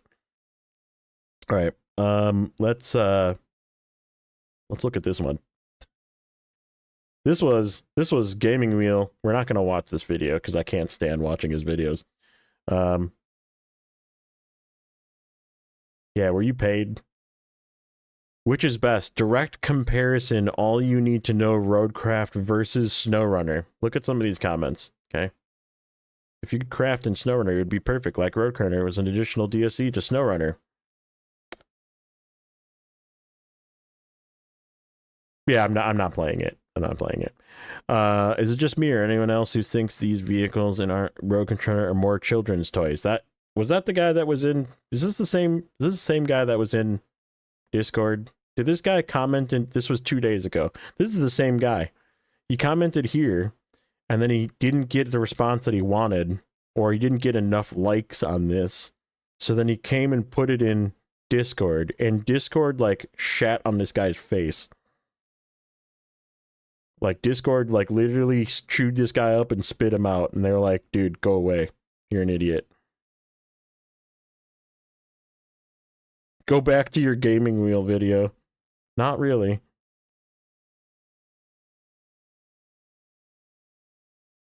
Wow, dude. Agree. Dude, what is this is the dude. Narrow design. Weird colorful livery. Yeah, you can it's the demo, man. You're gonna be able to change it.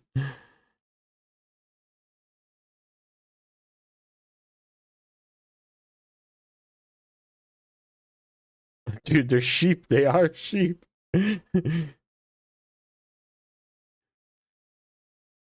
Or he'll crush you with copyright. Yeah, probably. Every time they release a game, remove something. Snowrunner. I mean, just you know, just post a jatter in. That's all you have to say about the wheel.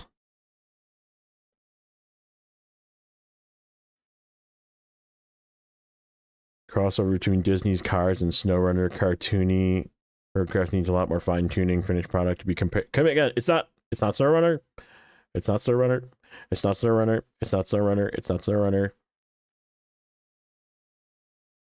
Front tires and mud. Snowrunner actually plow into the mud. This is gone in Roadcraft. Yep, because it's not a driving game. They said that. If you actually did any research for yourself, instead of just regurgitating talking points, you would be acknowledged on that. How are you comparing a 4-year-old game to something that's still in development? Yeah, that's true. How do we keep going backwards? We're not. Roadcraft looks amazing so far. Somebody that actually can read. Interesting to compare. What? Again, why are you going so... Why is this idiot going back to compare... I'm done. I can't. Nope. Nope. Let's see if there's any other videos that I wanted to take a look at while we're doing this. Not Raptors stream. Tribe. Meh. Dude, this, okay. I don't even want to watch, I don't even really want to watch this. The first, like, 45 seconds of this guy's initial video was, he literally mentioned directly comparing it as the next in the Runner series 3 times in 45 seconds. And I turned the video off and downliked it. This one right here. You can see how far I got. I was like, nope. But is it Snowrunner? No, it's not. Squirrel. All these people had this multiplayer super early on. They must have just been giving their key to people so that they could play with. There's no way that they got, like, their random friends. Xbox. Gameplay overview. That's weird. What the heck is that? That's not Roadcraft. Yeah, there's nothing really else that I want to watch. Let's play some Snowrunner.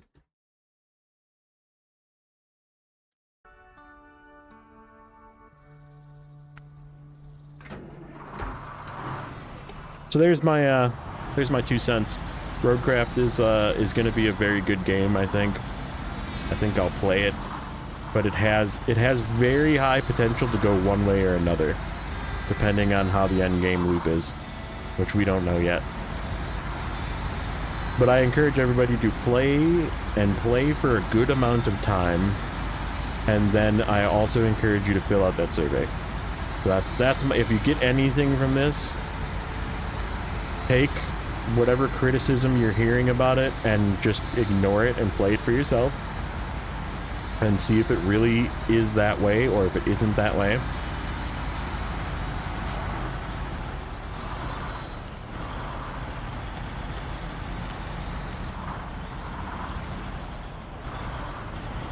Let's hope the curse doesn't continue. I mean, they have a chance to turn this around.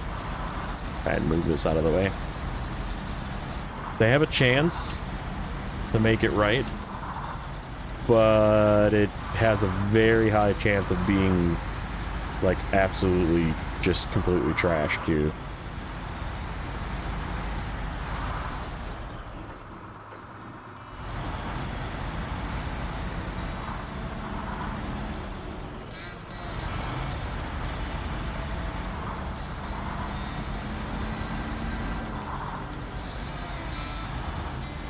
Sales will be the biggest factor, yeah. I have a feeling a lot of people canceled their pre-orders, and I also predicted that as well. A lot of people, like, once they actually saw the gameplay and once they played the demo, they would realize that this is not the game for them, which is totally okay.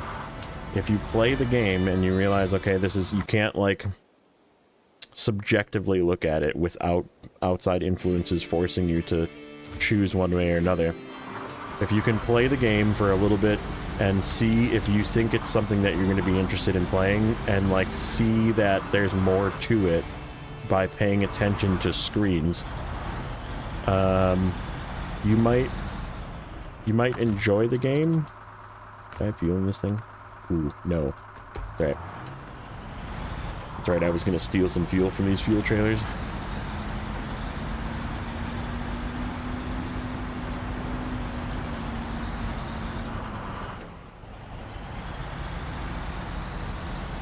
Am I all right after reading those reviews? I'm fine. I, again, was right. I would like to point that out. I'm just going to go back to that. What's up, number one in your hearts? What's up, buddy? I was right. I called it. I said the downfall of Roadcraft is going to be the players of Snowrunner saying that it's not Snowrunner and it doesn't have fuel and it doesn't have this and it doesn't have that, and everybody hates it because it's not the next evolution of Snowrunner. And I was right. So damn you all that didn't believe me. Those that did believe me, fist bump. And that's all I have to say about that.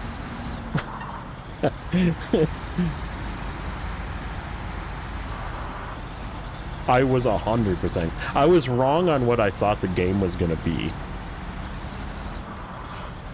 Like, I thought the game was going to be more RTS, less driving, which I'm okay with that. But we still don't, like I said, we still don't know exactly what the AI loop is going to be. I should have turned back there.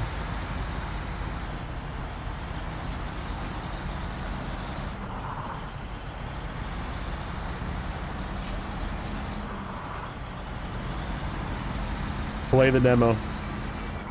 Play the demo. If you don't feel that it needs fuel, if you have the mindset that it needs fuel, play the demo for a couple hours.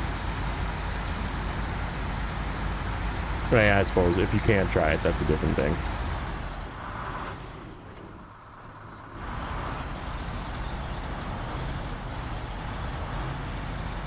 Kind of meh yesterday, but the more I play it, the more I like it. I mean, right, and you're like not even a Snowrunner player, Nacho. Like you played it a little bit, but you're more of a farm sim player / GTA player. So like, right, like this is not even like up your alley, and like you didn't like it either. But right, like the more you play it, the more it grows on you, and you might like it, and you might think, yeah, I don't really see a need to put fuel in this truck. Like, the difficulty is not gonna, I can definitely say the difficulty is not gonna be from like how far can I make it on my tank of fuel.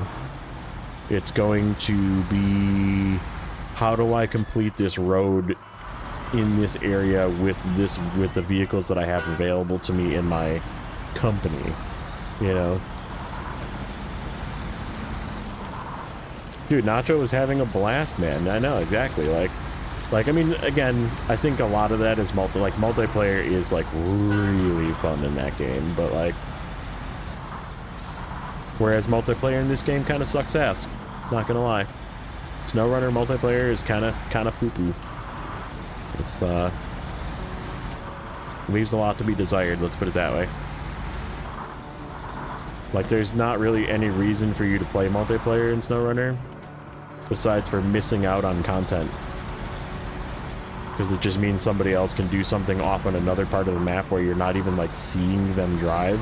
And if you are seeing them drive, you're just wasting your time.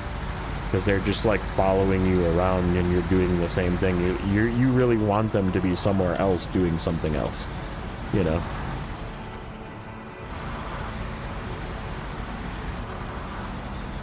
Ooh. Yeah, poo-poo.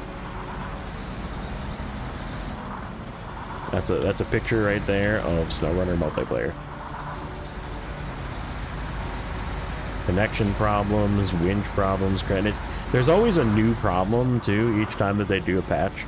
So like every time there's a patch or like a new convoys, yeah, convoys make sense because you're like delivering multiple things to the same place, but like not every map can support that. So like if you're not like working on the same task and you're just like somebody just following you around like honking at you or like trying to knock you over, like it's not fun. Like it's not fun. Like even scouting with like other people, it's just kind of like you're just both doing the same thing to just do it together. Like it's kind of eh.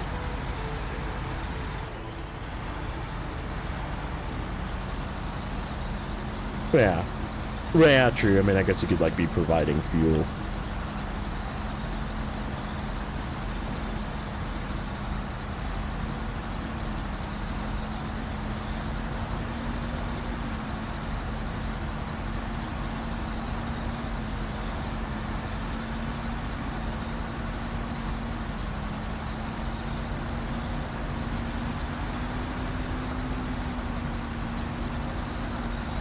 Right. Right, like, Roadcraft, you have a reason to work together. Be down to be a fuel boy? Come bring me fuel, sir. Thank you, sir. I don't know, that's like... That part of playing Snowrunner solo, I like, though. Like, call me weird, but I feel like a lot of people like that aspect of Snowrunner, and that's why people want fuel in this other game, is because, like, they're so used to... If you play where fuel is an issue, right, where you're playing hard mode, stop using these trailers because they're so heavy. They're pretty heavy, aren't they? Mouse for boom movement kind of sucks, especially if you're using a trackpad for mousing. Yuck. Trackpad. I don't feel like they're tippy. I feel like they actually kind of like sway to the point where they prevent tipping, maybe? I don't know. I mean, I'm using a pretty not stable vehicle to to do long logs, and it's doing okay. It is Michigan, though, so there is that.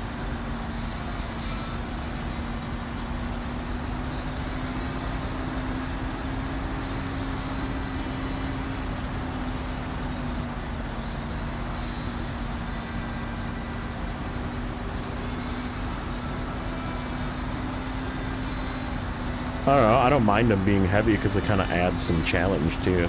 Like it is a benefit either way, because it is the ability to use a low saddle truck and you can detach from it. So like I'm going to do when I bring this fuel trailer back, I'm going to detach and drop the fuel trailer off.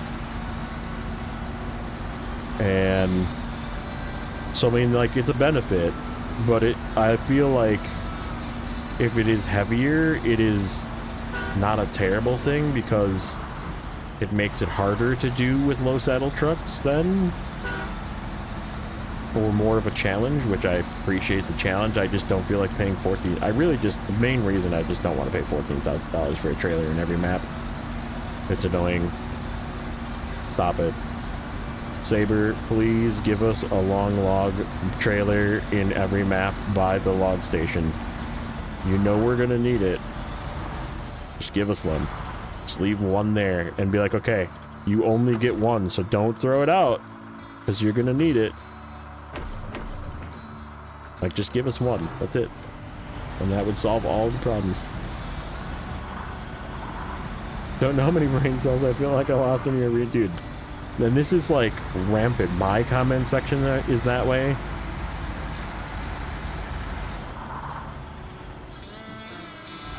Yeah, the $25,000 double medium trailer is... Did anybody ask for that? Was that...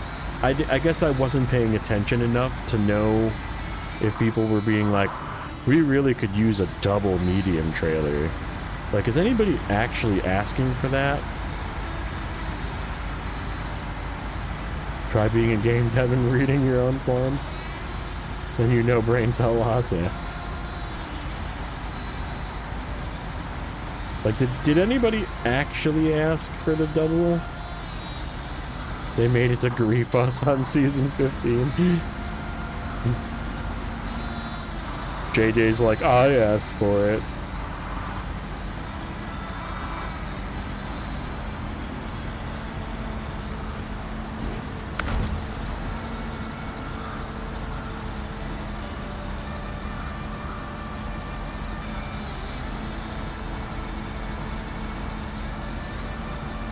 Like, it sways back and forth, but I don't really feel like it's because the suspension actually has travel on the rear tires, unlike other trailers. Like, there's actually like motion to all three sets of wheels. So there's a little bit of sway. So yeah, don't like go speeding up and down the paths.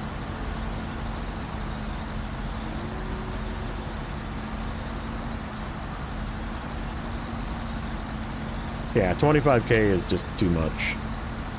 Like, I am definitely not buying one of those in hard mode to throw it away. I might use because you get one in season 15 right by the log station, where it should be.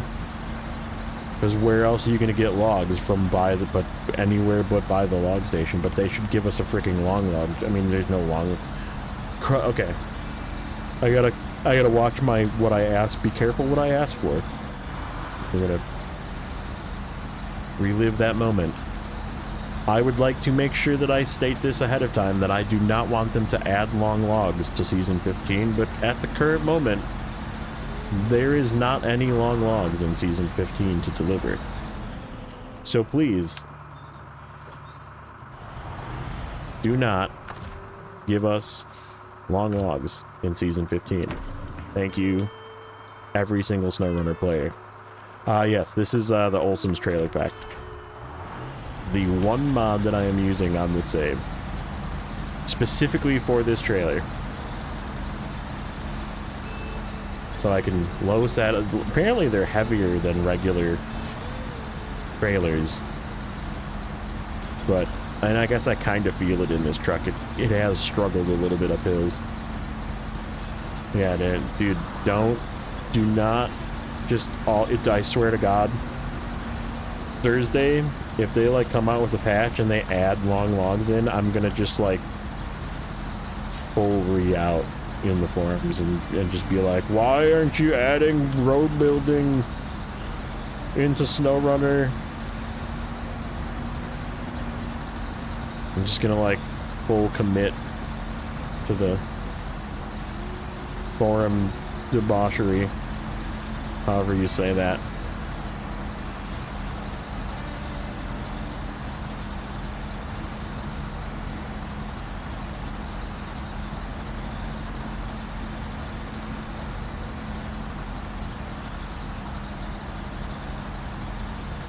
JJ and N Province are here too. Got them fire chat box, yes. Sure, they do seem to have feelers out everywhere, yeah. Yeah. I'm telling you, man. Thursday, if we get a PTS update, or probably, I mean, it's been Thursdays, every Thursday so far. But if we get another one on Thursday or Friday this week and they add long logs, I'm going to be so pissed. Gatekeeper's clan assembled. Yes.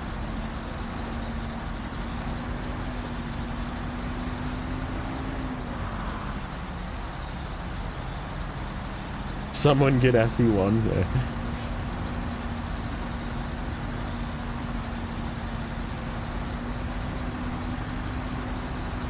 Get Naked Dave in here, SD1.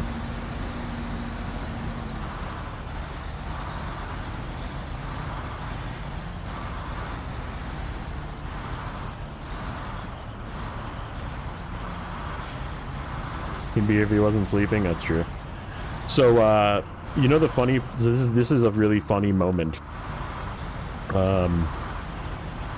So I posted a bug, right, about those long planks being required for that task for the trailer in the second map in Season 15. Because I was like, I gotta see what this trailer's for. There's two wooden planks on it, but the map data, according to what, like, Dave had on Snowrunner, and also what's in the files, was showing it as a long plank being required. And I'm like, there's no way, it's got to be these two wooden planks, right?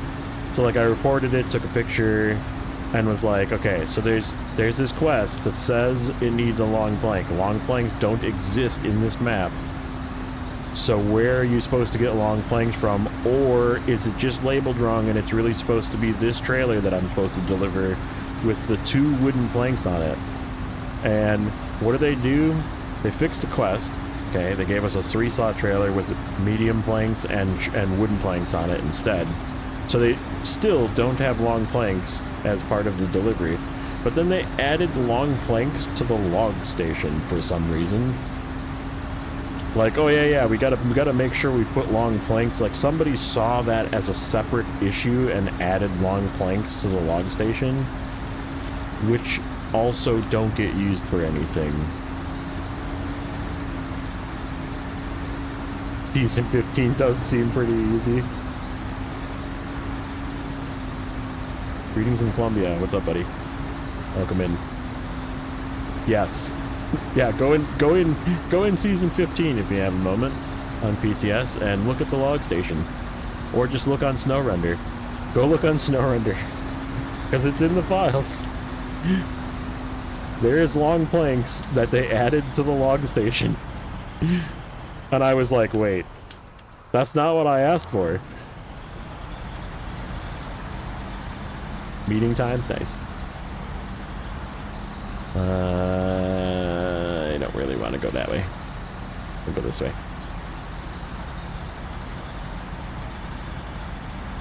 Oh, shit.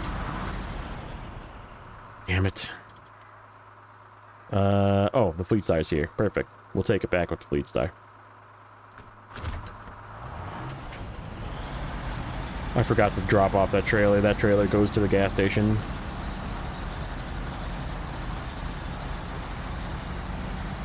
It's for that task.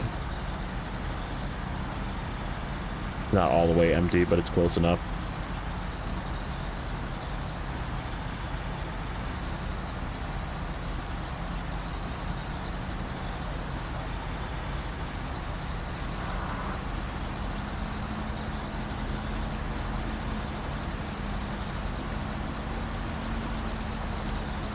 Yeah, I mean, there's a lot of those out there, but, like, this literally didn't have long planks before, and they, like, added them to something that they've never added them to before, which was a log station. Like, it would make sense if they added them to the crafting station for planks, to, like, make one long log equal one long plank. Because that's how they have it set up in Season 15, is wood planks is one short log is one wood plank, one medium log is one medium plank, and then nothing. But, like, so you have to bring 3, obviously, because you can't pack anything less than 3, so it's always increments of 3, which is also wrong. All planks are found in one spot for one mission only. No, it was. But there is no long planks anymore. Unless they added long planks back. Did I miss long planks?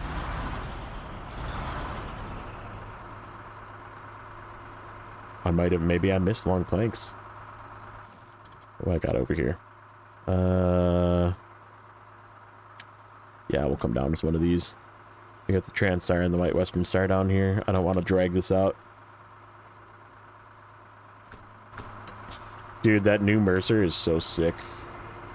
I hope they change nothing with that Mercer. Just leave it exactly like it's perfect now. They moved the saddle back a little bit so it fits. Doesn't have weird trailer interference issues.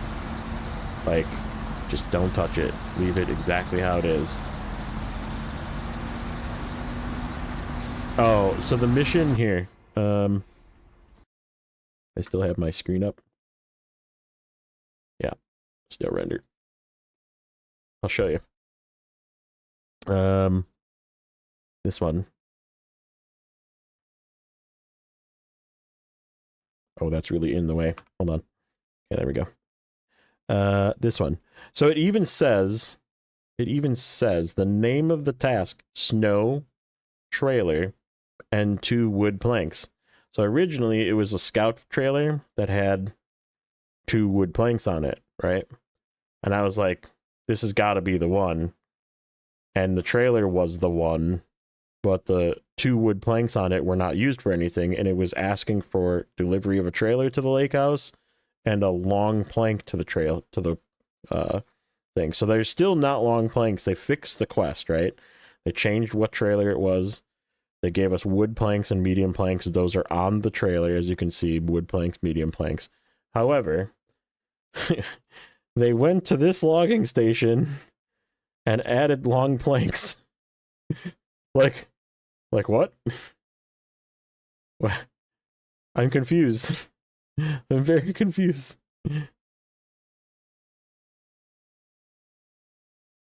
So yeah, they oops.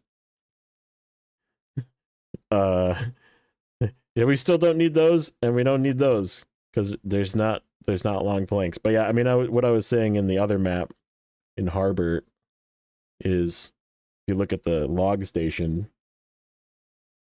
see how it's just shorts and mediums.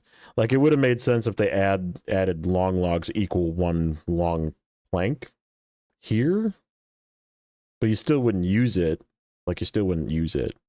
It just doesn't. There's no point. So I don't know. I thought it was funny when I saw that they added it. I was like, wait, no, I don't want long planks.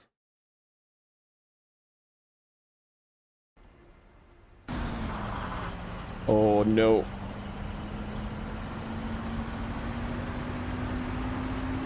Yep, trailer heavy confirmed.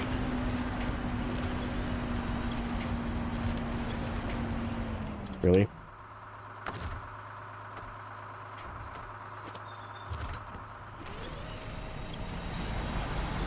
Get over that bump.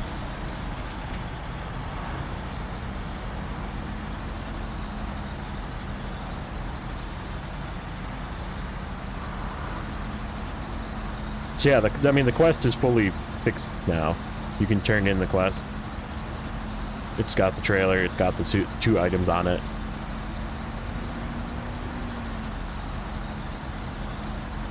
Yeah, no, we don't have any long logs to deliver. So that's why I said I don't want them to just all of a sudden add a task that requires us to do long logs. Because if they do, I'm gonna be pissed. Because I'm gonna have to buy a $14,000 trailer. But like, just leave it how it is. Everything is fine. Just take out some of the stuff you don't need in those warehouses. You can turn off the long planks if you want, and long logs. They already fixed, apparently they fixed Aramatsu. I haven't checked, but that was another one of the ones that I reported, was the Aramatsu not auto-loading. Apparently there was a lot of other vehicles, a lot of other vehicles that weren't auto-loading, but the only one they said they fixed was the Aramatsu, and it's like, well, I know what I'm using, but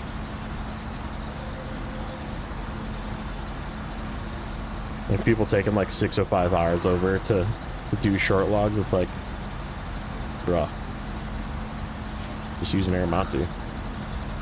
Overstack that.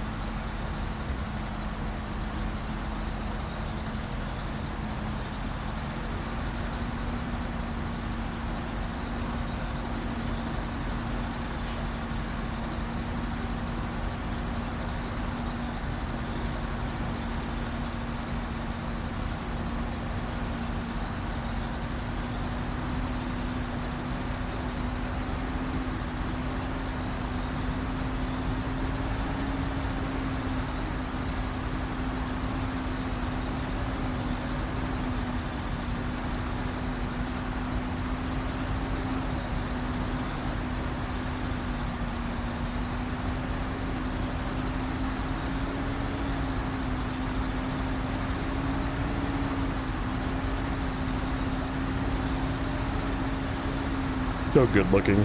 The old GMC just cruising up the hill with long log. Like, I feel like this is the way it was meant to be.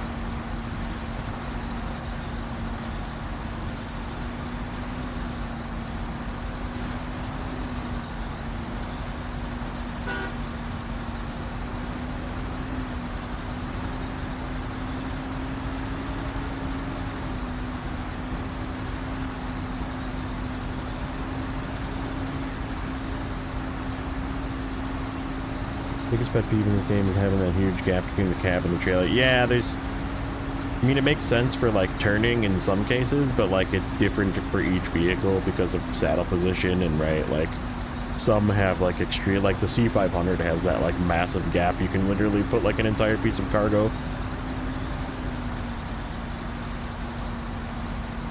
Dedicated saddle trucks with fuel supply. That would be pretty cool, actually. Yeah, where you could, like, add a little... Even like a storage box or something behind that pushes the crane back a little bit.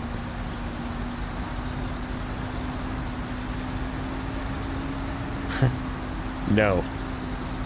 El Puto, have you played the demo? I do not think that they will add it.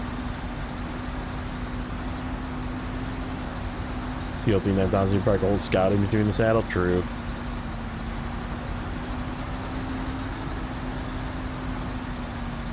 Forester is probably the best logging truck in the game.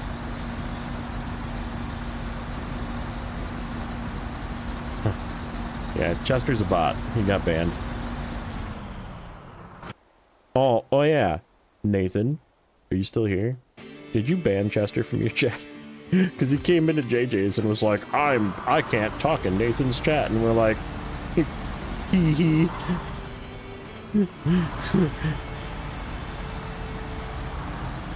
We were laughing about it. And then he got banned from JJ's chat too, because he was being crazy again. Yeah. We're like, we swear we don't know why you can't talk in Nathan's chat. Uh-huh.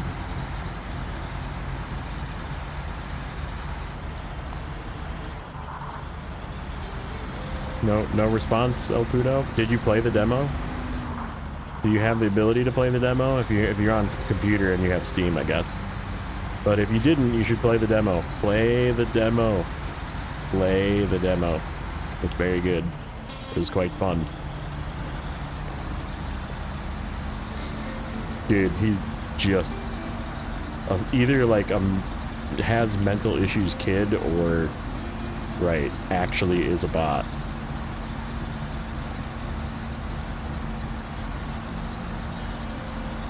I wonder who logs Chester in, right?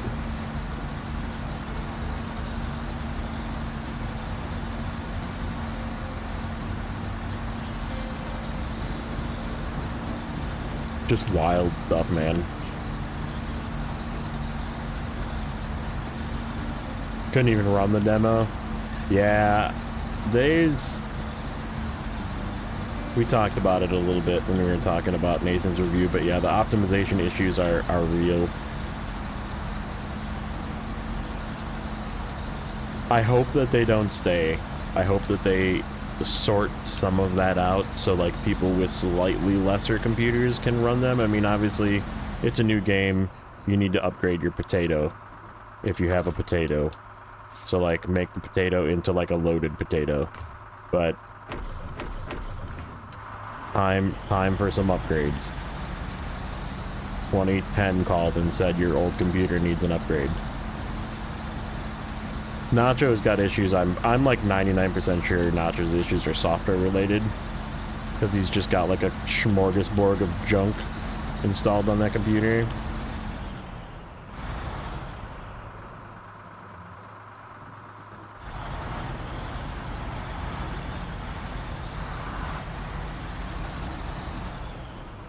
Steam, okay.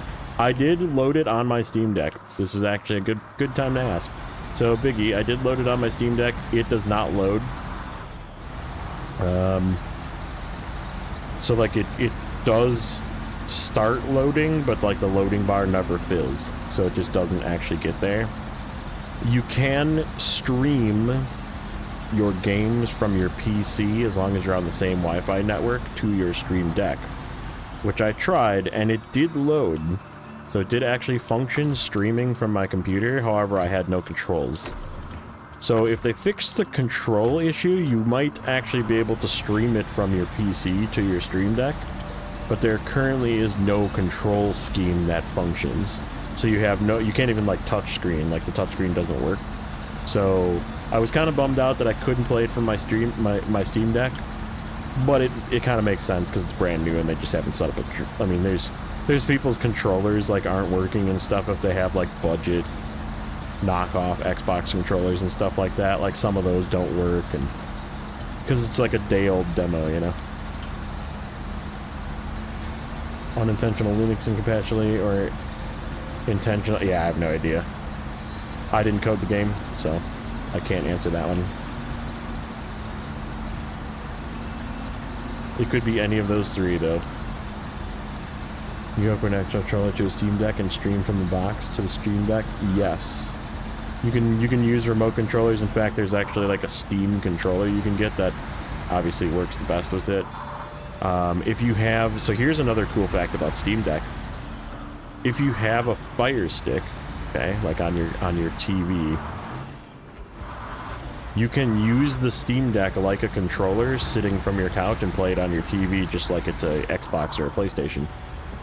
So you can play your Steam games on your TV if you have a Fire Stick or a Samsung TV, and you can download the Steam Link app is what it's called. Steam Link, I think. And then you can stream it directly to your TV, which is freaking sweet.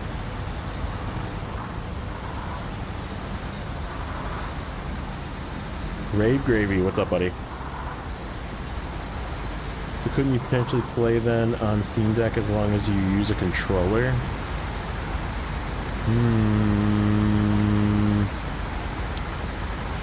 I don't know. I guess I haven't gone that far. I mean, like the Steam Deck is a controller though, like it kind of defeats the purpose of using an external controller. So I've never actually tried syncing up a controller to my Steam Deck. But maybe?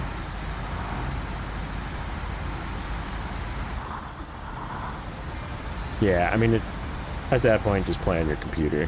Because, I mean, you have to be on the same Wi-Fi network, which means you have to be at home anyhow, so, like...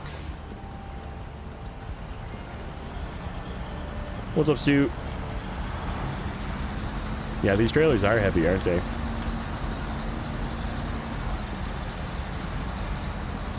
Visual connections for latency reasons, but that sounds amazing.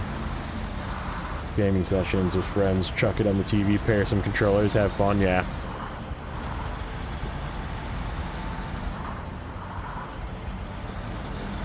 That's right, I yanked that trailer out of there. Nice. Good job, me. Good job, me, doing that before.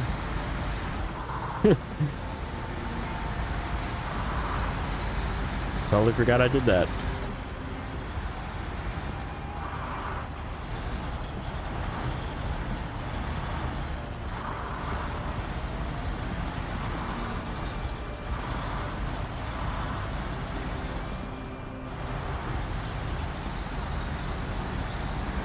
Just deleted your hard mode Michigan save. White Western Star was flipped in the water, so was my P16, was not paying to recover them. I'm mad. Dude, that sucks.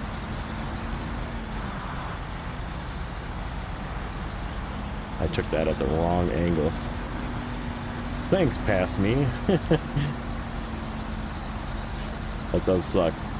At least it's Michigan. It doesn't really take that long to do Michigan. And it's fun. I mean, I'm not upset that I'm here doing Michigan again.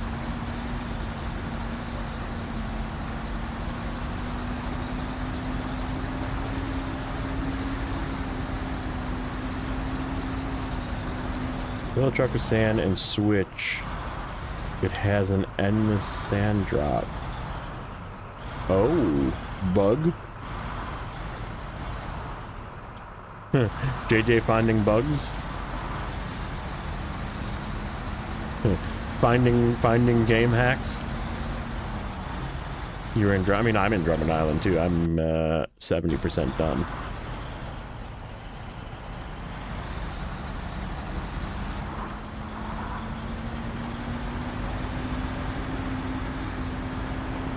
Unless you're playing with like extreme hard rules, like JJ playing with scouts or something weird, like if you're just playing natty like I am pretty much, minus this trailer, then it doesn't take that long.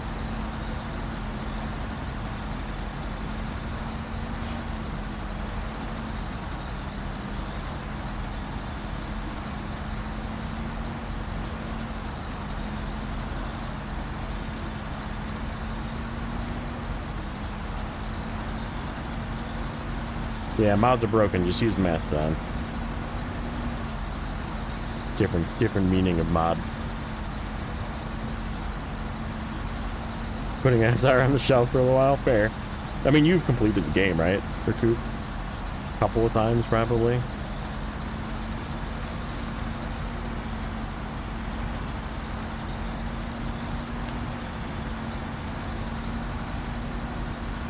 No, actually, the F-750 apparently is the one, because the Burlak can't do the 4-slot trailer. Like that one that had the 2 cargo containers on it. It can't tow that for some reason, even with the full-size trailer. A teat stream, dude? Wait a minute. What's going on here? Teat stream. Teats. Yeah, the Burlak cannot carry the 4-slot, or pull the 4-slot tow behind. Woo. Yeah, a little tippy.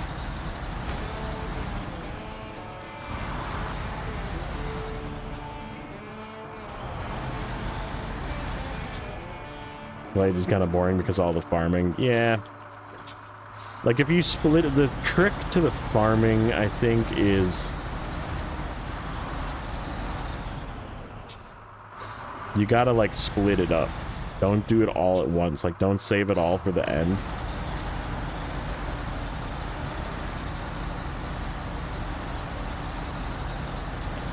You're in the burnout phase.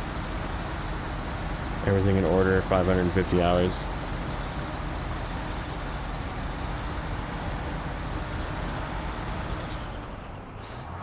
So you just didn't want to be in Glades, I'm assuming you started over.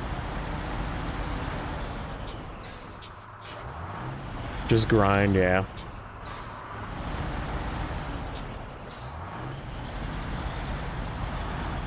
Yeah.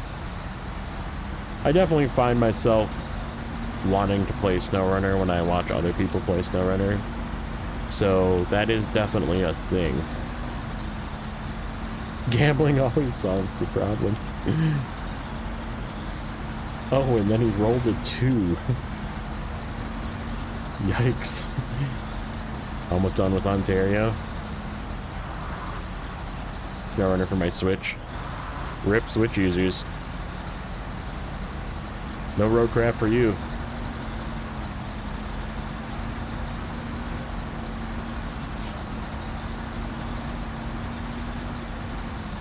Oh, you want to play Hardcore Michigan because you were burnt out. Got it. Got it.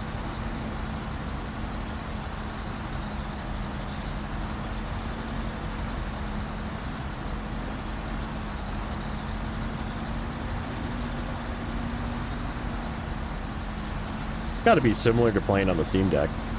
Like, it's just handheld Snowrunner. Fun. It's actually, like, super fun to just, like, chill in a recliner with the Steam Deck and just play, but...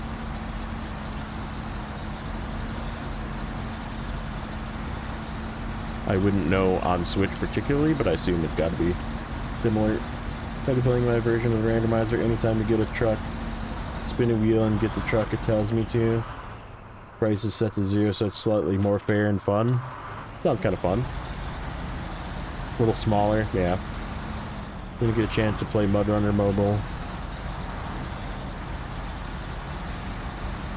Wait, there's a Mudrunner Mobile? I didn't even notice.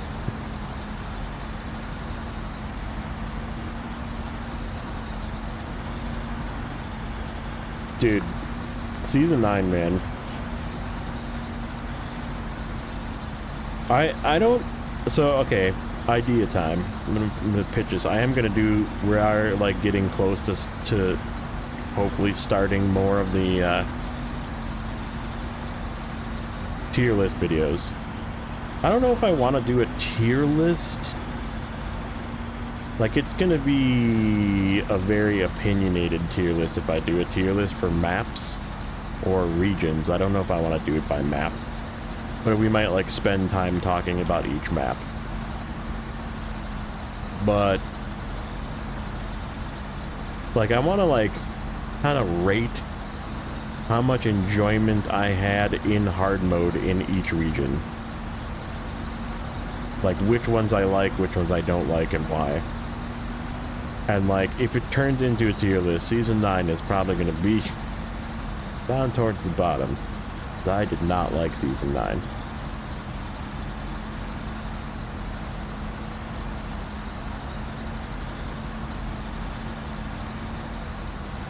Like, okay, so Season 9... look like North Carolina in real life. Too gray, not enough browns and reds.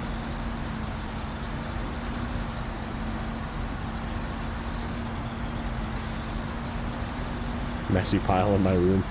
So Season 9 has some flaws. And I think the biggest flaw is... so, like, I guess there's multiple, but, like, the flow of contracts makes it so you're stuck doing the mass amount of water at the end. And it freaking sucks, man. Like, the water deliveries are just too much. Like, and, like, all these water deliveries that you have to, like, deliver water to a water tower or, like, fix a water tower so you can, like, not get water from a water tower. You can store water there, which you literally would never use because it's just, like, making another trip for the hell of it. And, like, there's just, I don't know, it's just a really bad design. Like, the map itself is really cool and it's, like, really gorgeous, and, like, I like the map, how they're laid out. The garage on the first map is in an awful spot because it's really far away. Like, really far away. And, like, if you have to go back to the garage in hard mode particularly, like, you have to drive freaking 87 miles back to the garage. And, like, the freaking crafting of consumables is, like, insane. It's like 7 slots of cargo for 1 consumable, and you need 3, and they're all, like, all of the stuff is on another map. Right, each tower is, like, a massive amount of cargo that you have to deliver to each tower. It's just, like, it was so poorly laid out. Like, the decision to do what they did was really bad. Right, or, like, right, give us some water in the towers when we fix them, like that makes sense to me. Landmines and dude, the frickin' stumps, dude. That one water task where you have to, like, go into the woods, holy crap, dude. We have to, like, deliver cement and then deliver water to the same spots, holy crap, dude. Like, rage-inducing. Almost quit the moment I saw it was empty. Yeah, exactly. Like, it's just, it's like, like, when I say contract flow, That's the kind of thing that makes me not like a map, where the contract flow like doesn't make sense, or like backloads or front loads stuff, where like it's really bad. And you're like, North Carolina actually has a little bit of that in the beginning, where you have to like do the 2 main bridges in Pineline, and like it kind of sucks because you're like forced to go down that path. But then like once you get to, because it's so many tasks in that region, like once you're done with that, like you're good to go. Like you don't need to mess with it. So like it definitely like has an overall rating of good, but like the very beginning of the contract flow is like really locked in. And like season 15 is going to be the same way too, where there's like 2 or 3 contracts that you really need to do first, but then like after that you can do whatever you want. But like you really want to do these couple of contracts first, and then you get everything unlocked and you can just do whatever, like work on one map, work on, you know, second map. It doesn't matter which one you start with, you just like do it, you know. So yeah, there's a lot of like things that I like about metric is English. What are you talking about?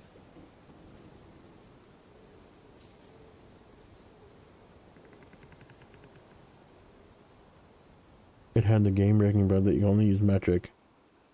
English units, the water towers wouldn't. Oh yeah, no, that's so. Yeah, he's talking about whatever U.S. gallons. So if you were in the beginning when season 9 came out, if you were not in metric, so if you were using English gallons, you know, then you would not be able to deliver water. Like it just didn't work. And you also couldn't like transfer water between maps, which means the main water station that I used for doing season 9 like wouldn't work. You'd have to get water from in the map. So yeah, it was like there was a lot of weird bugs when it first came out, and just no fun. Oh shoot, I need to make one more trip for long logs, don't I? Probably not that one. This frickin' Norton's house, dude. Yep, I do. So on release, season 9 was somehow even worse, yes. Yeah, you wouldn't have had a problem if you used metric, but if you were like using US gallons like I did on my first hard mode save, like it would have caused you issues. I'm using metric now because of seismic missions that I hate doing, but it's just so much easier to have meters for it than it is to have miles. Non-metric, yeah. It's called freedom units, sir. That's the correct terminology for it. Freedom units.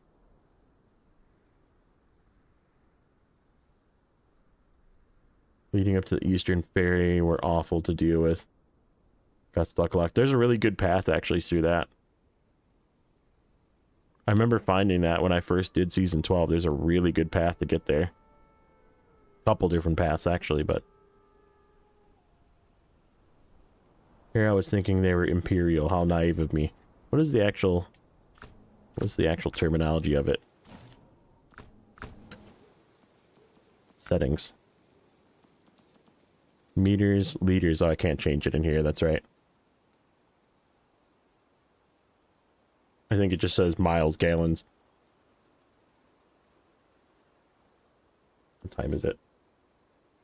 Alright, I'm gonna run to the bathroom quick. And I'm gonna figure out if I want to do another long log. Get out of here. Stop it. Not Roadcraft. It's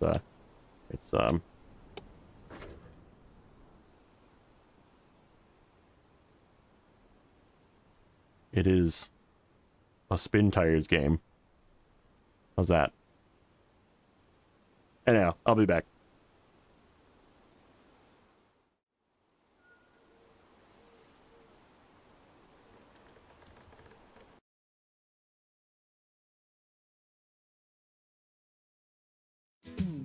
Now I haven't done anything like this before. this guy reading this at home. Ignore the filed papers scattered round the floor, because I'm currently driving a CLT Nighthouser, and I'm stuck in a hole, and I need you to know that I promise I'm not drunk. I'm just fighting the sawmill's trunk, and she's a big girl, Sir Snowrunner.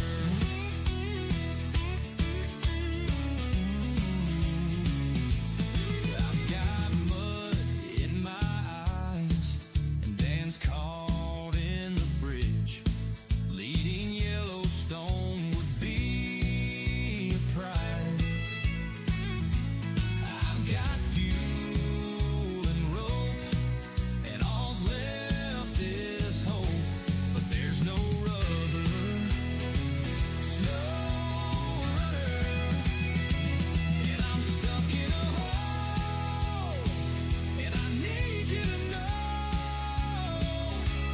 that I promise I'm not drunk. I'm just fighting the sawmill's trunk, and she's a big girl, Sir Snowrunner.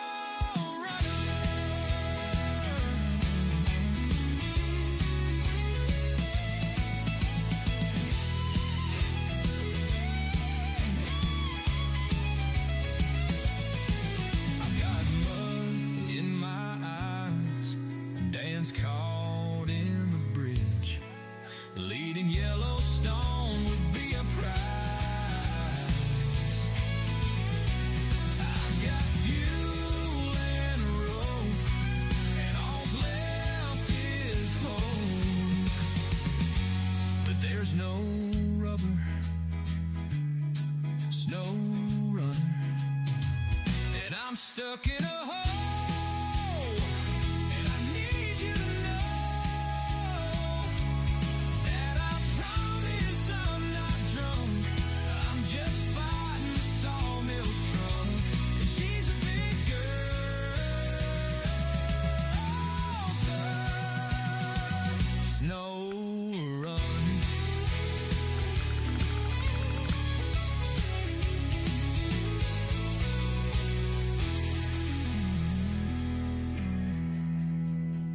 That was almost perfect timing. I'm gonna turn this down. Just a hair.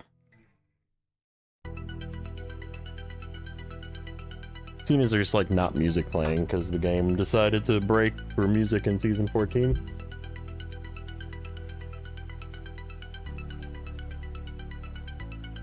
Two max in Scandinavia just now.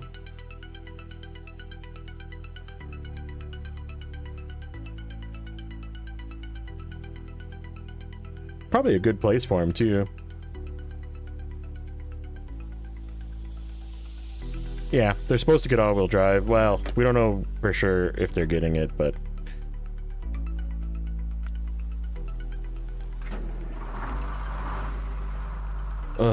we gotta make one more trip along logs. I kind of am not motivated to do that right now, though.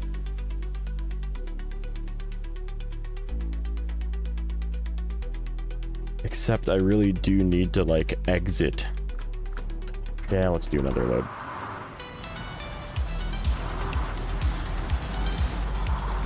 How are we doing on money? Still forever not able to buy the other truck. Sad.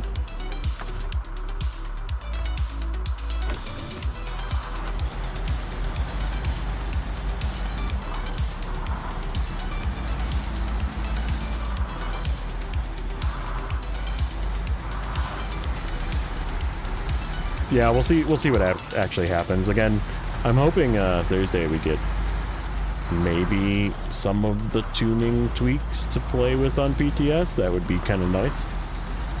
Get those a little early. I feel like they're still a ways away from being done There's people that are talking on Discord like, oh, it'll be the end of February, and it's like, you're freaking on crack, dude. There's no way that they're that close to done. Earthrealmer's definitely worth it. It will make easier maps way too easy, but yeah, it is a definitely an end game scout.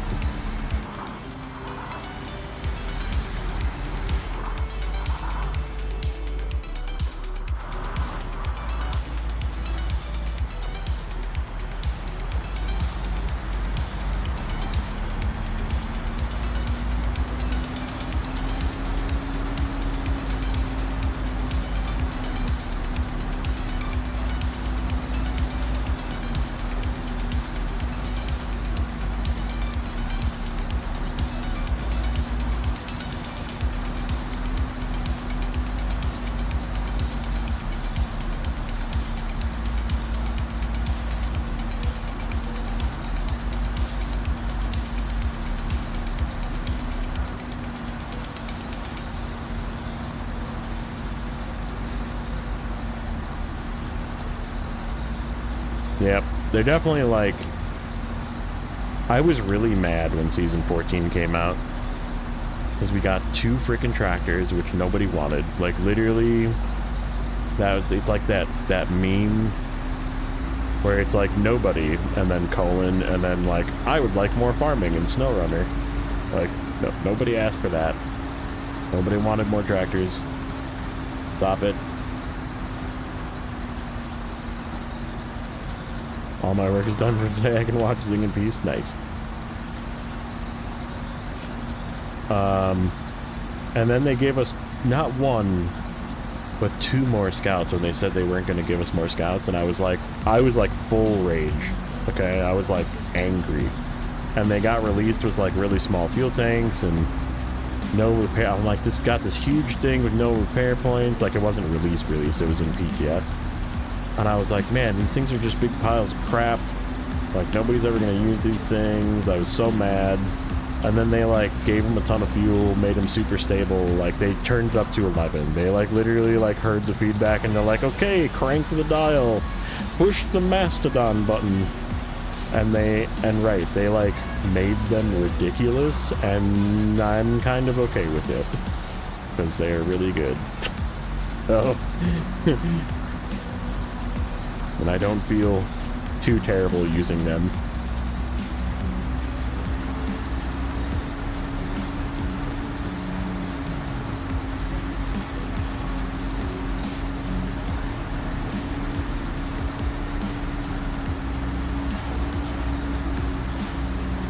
Took a nap on my beard. It's all dude, broad. It feels every single day when I wake up. I don't like keep my hair long. I usually have pretty short, like buzz cutty kind of hair. But like the beard is grizzly, right? And like every day it's just like freaking, instead of bed head, it's bed beard.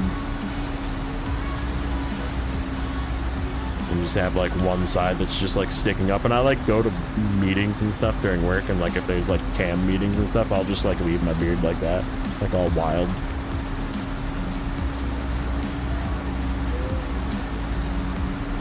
Not playing Roadcraft? No. I played as much as I kind of wanted to play, but I'm gonna play more not on stream. And the reason for that is, I mean, I've had it today, even not streaming Roadcraft.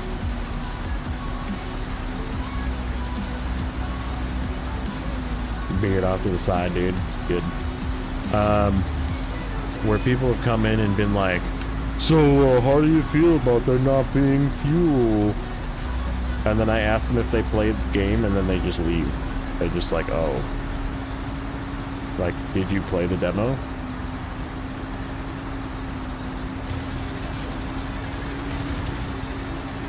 And like, I watched it all day in Nate's stream. Like, Nate was doing it, and then JJ was doing it, and people were just like coming in both streams being like, I can't deal with it. There isn't overpowered amounts of fuel. and things that are annoying that I need to deal with.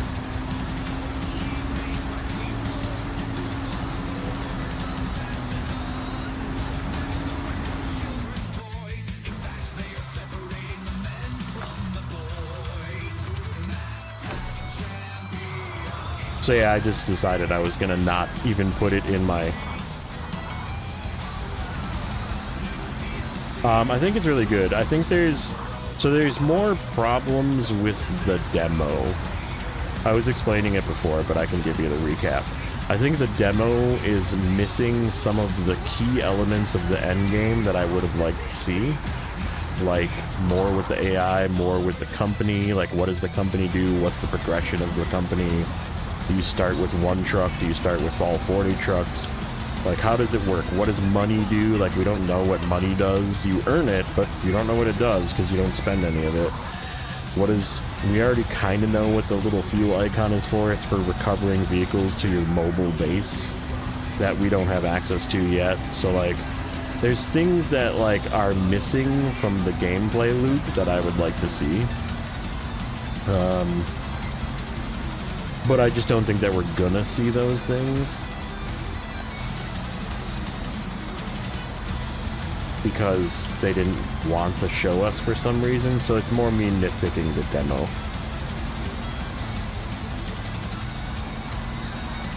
You would think those would be solidified for early play. I don't think they wanted to show us that. It means the whole systems aren't done. Yeah, it could be. Or, like I said, they didn't want to admit that they're coming out with another expedition system. Like, do one contract, leave, go back to hub, start again, pick new vehicles and go back out again. And it's like, I don't want that. Like I want to know what the end gameplay loop is. Like, I saw what the tasks are and what a little taste of what the automation can be, and like what the logging can be, and like I really liked it. Like I really liked what the demo gave us, but it's missing the fine print. You know, like I have questions. I have more questions than I had answers. Other stuff feels like 2015. Yeah, kind of. They went a little basic with it, but I'm okay because, like I said, there's definitely like a sandbox element right now, but I don't feel like the end game is going to be that way. I feel like the end game is going to be progressing your company and like leveling and or buying more vehicles or upgrading vehicles from rusty to not rusty, and like whatever, you know, like doing side quests, because there's like, we don't even have access to the side quest system. Like, what does that look like? How does that play? Yeah, I mean, it's not meant to be... I don't think it's meant to be a realism simulator. I mean, they could have done that for the demo, or that could just be how it is. You'll find out in May because you're on console. By then, Zing and JJ will have sorted it all out. Yeah. Yeah, I mean, it does feel arcadey, and it does have, like, the UI kind of feels a little meh. But, again, that could be because we're not seeing all the elements of it. Like, it's a toned-down version or something. Like, I don't know, I feel like they're trying to, like, hide... I'm like, I got a little bit of sus eyes going on at it currently. But, like... I don't know, I really like the demo, and like I said, I'm probably going to play a little bit more, just not on stream, just kind of putz around, do some stuff, build some bridges, you know, that the bridge system is kind of messed up. The bridges, like, don't always build, and I don't really understand why. Like, it's a distance thing, or like a height thing, or there's something in the way, but there really isn't something in the way. Like, sometimes it just won't build. But, like, that's what we're going over right now, buddy. You can also watch that video and see that I was right.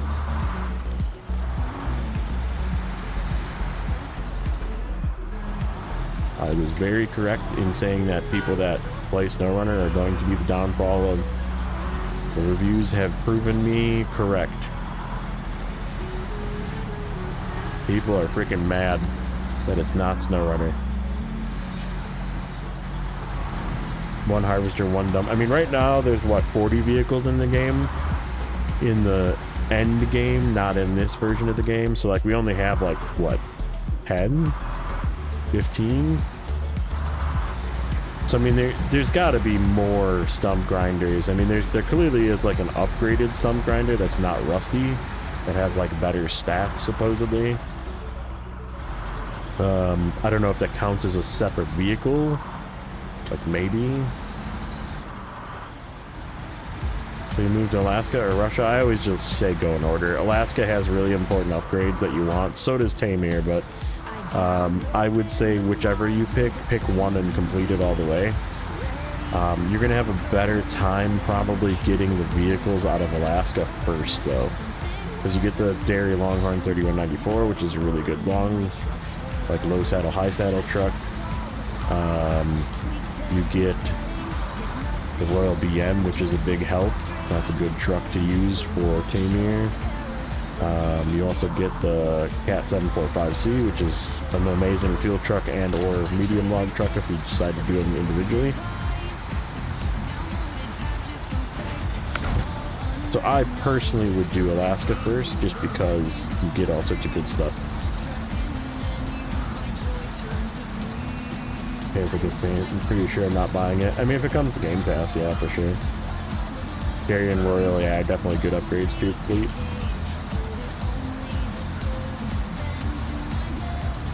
Yeah, plus you get the highway gearbox, which is like super useful for just cruising down roads and stuff.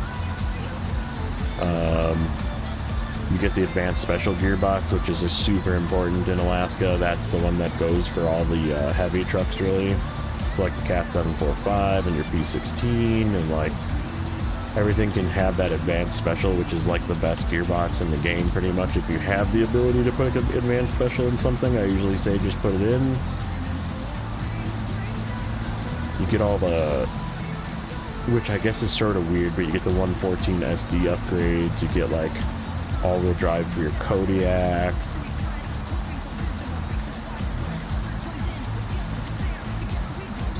Yeah, Royal with highway gearbox is definitely not like fully converted. I know Zorshix was trying to convert me to be a highway gearbox boy, but I still feel like there's maps where you just can't use it. Like anything where the terrain is difficult, like I just don't use it. But like easier terrain maps, definitely high range is the way to go. It's just too fast. It's like too dangerous for hard mode. Like high range and like really crappy off-road terrain is bad.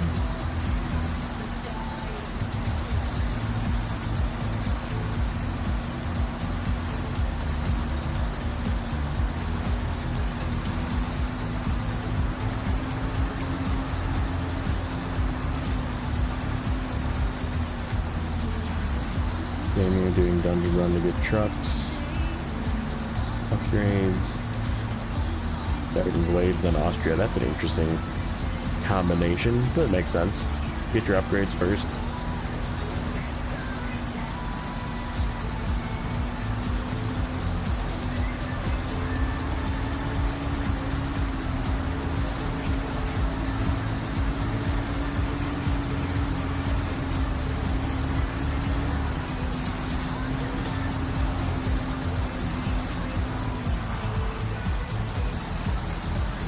Appreciate that.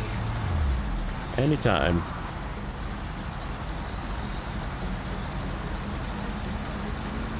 Plus, I really like it. There's some jade to that answer, too. I'm not gonna lie. I much prefer Alaska than I do Tamir. I just hate doing Tamir. It's like necessary. You have to do it, but I really just dislike doing Tamir, but Alaska is like one of my faves. Just got another tax, yeah, exactly. Because season 15 is going to be out on April 15th. Save 15% if you sponsored by Geico, and also TurboTax is April 15th because it's tax day. So right. April 15th. It's the only logical explanation of what day Season 15 will be out is Season 15. April 15th. Sponsored by TurboTax.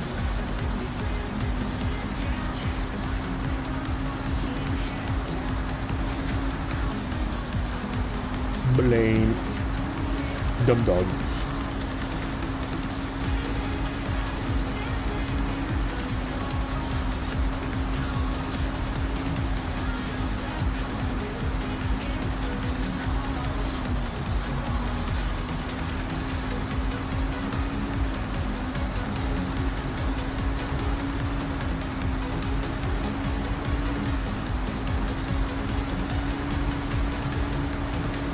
What do you mean by dungeon running, by the way? You mean just like getting upgrades and vehicles and bailing? Is that what that means? I didn't know there was a name for it.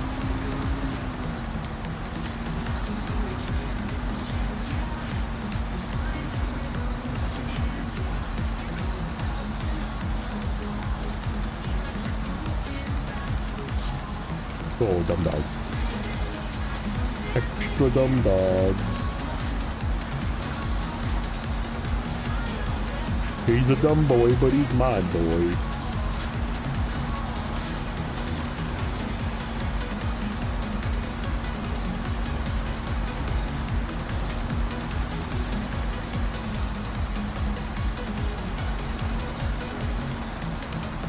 Plus one to the dungeon runner question.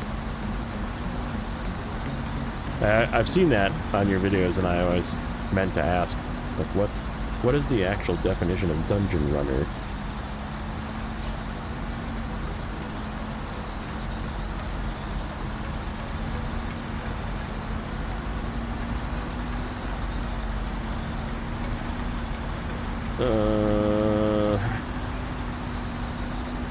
Speedrun would focus on trucks and upgrades, like running through the game just for the loot. Yeah. I mean, I guess that's what I always used to do. That was like my normal run back in the day. It was just like, go get vehicle, go get upgrade. Okay, I don't feel like working on this. I'm going to go to the next map. I feel like a lot of people do that too. Not a bad way to play, actually. Pretty fun. When you get like everything, you can just kind of like explore and do whatever.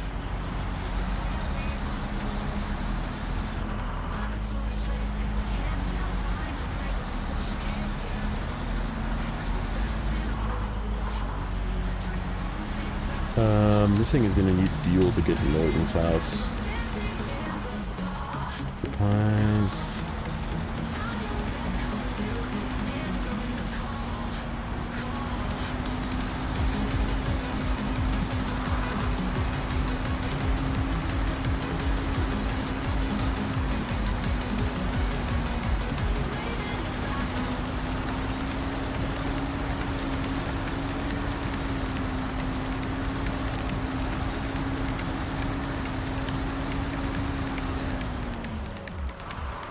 Crap. I had an itch and I had to let go of the trigger.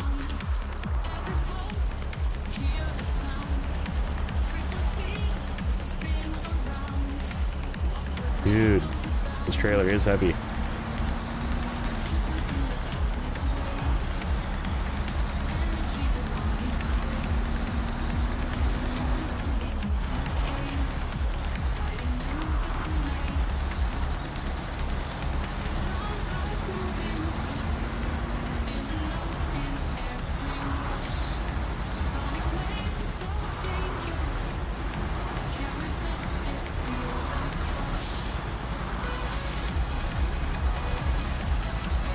I'm gonna come swing down here at the White Western Star. We'll grab that trailer. Then we can have fuel out there.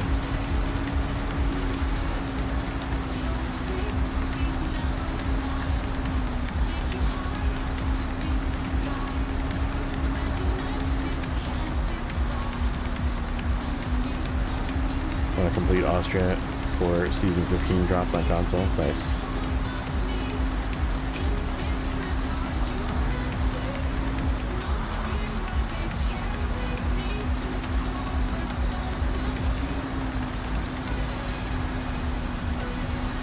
Tractors and all-wheel drive trucks free.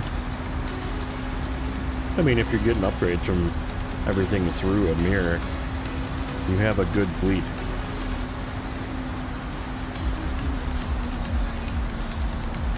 Running off-road and busting the grill, yeah.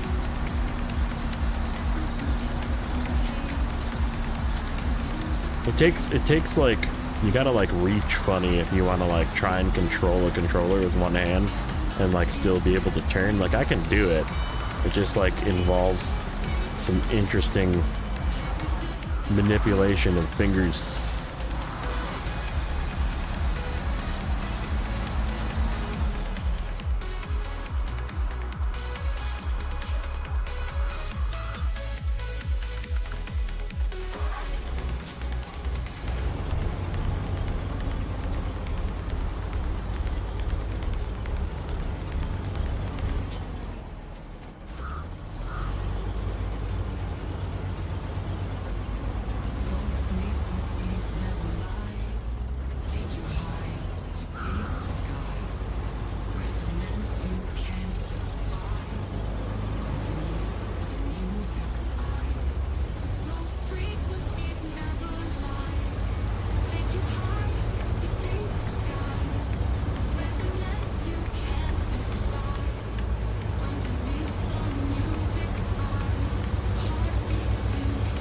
And this was like an itch on my right leg, so I needed my right hand.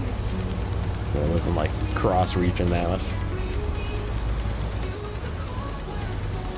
Keeping the Transtar for the first time? Good boy. Transtar did nothing wrong.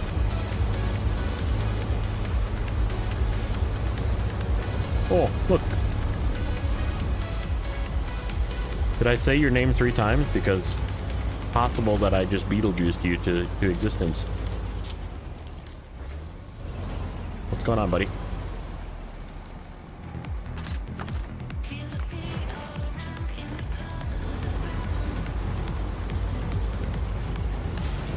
Your ears was itching. We were talking about high-range gearboxes. That's what it was. We were talking about high-range gearboxes, and I was like, yeah, Zorshix has kind of got me a little bit converted. I still won't use it in bad math, but...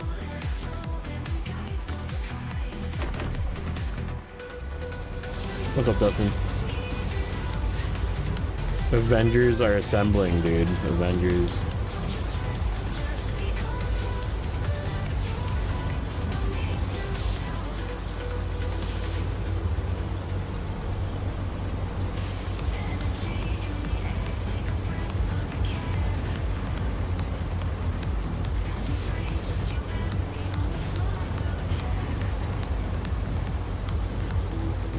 Snowrunner's alright tonight.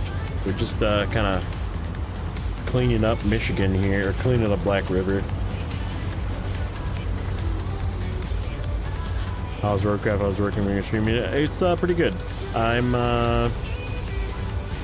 TLDR again. I'll say it in the shortest version I can. If you want to watch the really funny part of it, scroll back to the first like hour or so, hour and a half of stream. I reviewed Nate's review. We did like a react stream for a bit, and then we read some comments. There was many rants to be had. It was very good. People enjoyed it.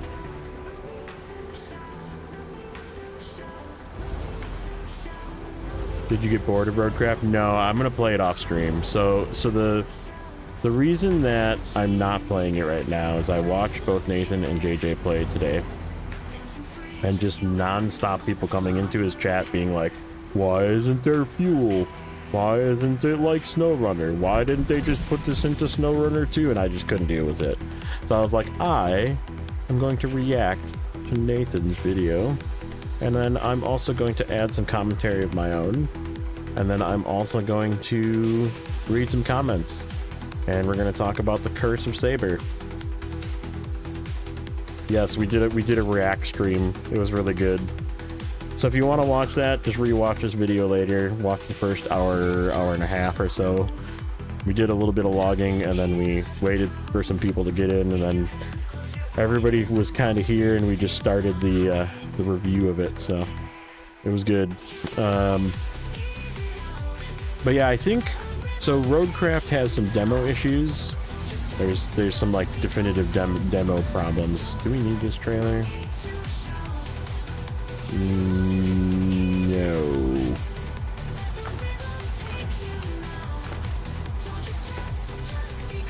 I don't think so. Tomorrow it'll be a just chatting stream, yeah.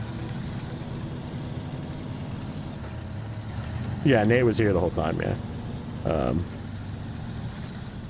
Because I actually sent him a message asking if it was okay if I did it. I was like, I don't know if this is like something that you should ask people, but I'm asking you, so.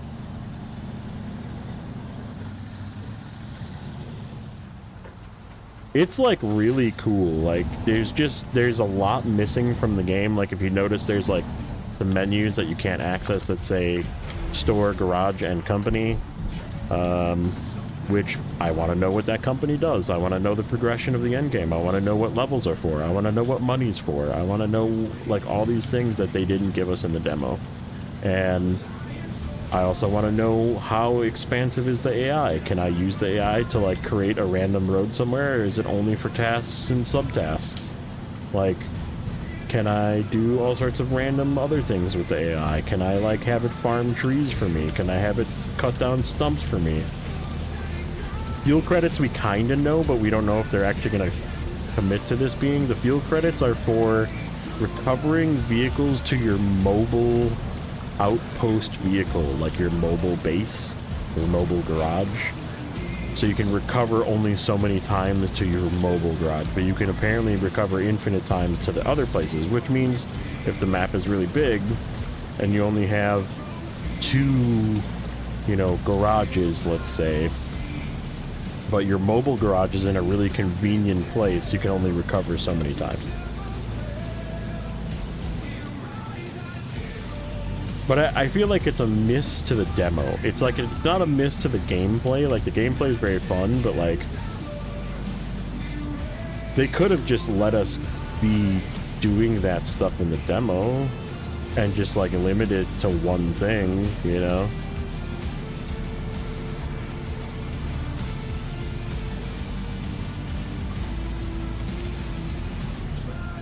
The easy, you couldn't even explore the whole easy map. I'm going the wrong way, man. I need to go back. I need to turn around. This needs to get turned in at the gas station. I'm just like driving.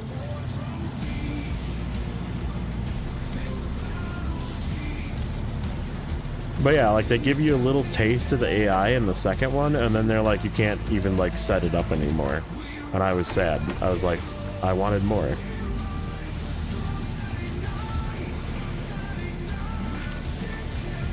About a quarter and it was a 1 kilometer squared. Okay, so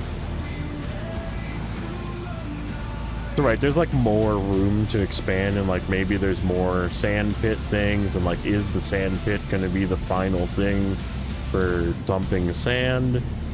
Maybe it is. Like, is there? I have so many questions now. Is really the problem, right? Like, my inquisitive mind wants to know. I would like to know the final endgame game loop, and we did not get that answer. We just got a little taste of everything. Slightly better terraformation back in time. Yeah, I mean the terraforming was really good. The map is amazing, besides for like kind of the weird UI slapped on top of it, but like the map is great. I'm a fan. What's up, Mad Matt? Welcome in. No, I think they're hiding it on purpose. They're trying to be like sneaky.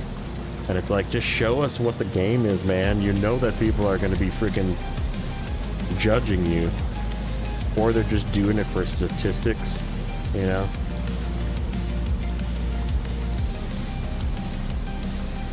But yeah, that's the Saber curse. Saber curse is comparing every game that Saber makes that has driving in it will always be compared to Snowrunner. Always. And it's gonna ruin the game. I called it in my original rant video. I just clipped out of a stream that I was doing. Somebody asked me what's my opinion of Roadcraft and what I thought, if it was gonna be a good game or not, and I said I think it is gonna be a good game, but Snowrunner players are gonna ruin it. Because Snowrunner players can't ever accept a game that is different than Snowrunner to be a different game.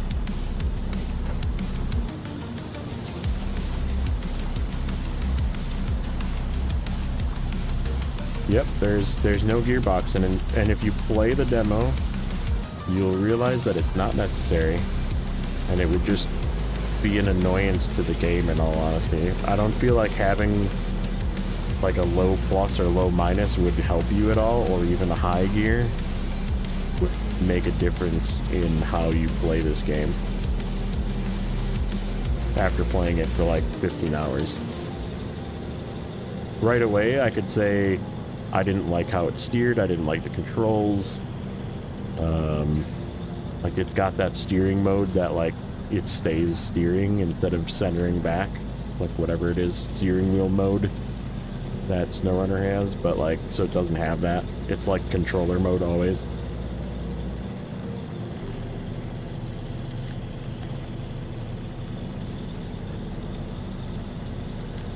But yeah, people just expect it to be Snowrunner 2, and it's just like, it's so irritating, and it's just the curse. It's just going to be that way forever. They can't make another driving game ever again. You don't use the wheel mode? I like the wheel mode. I don't know why. Could be just laziness, but I'm so used to it that it's the way that I like playing. Like, if I turn it off, it feels weird.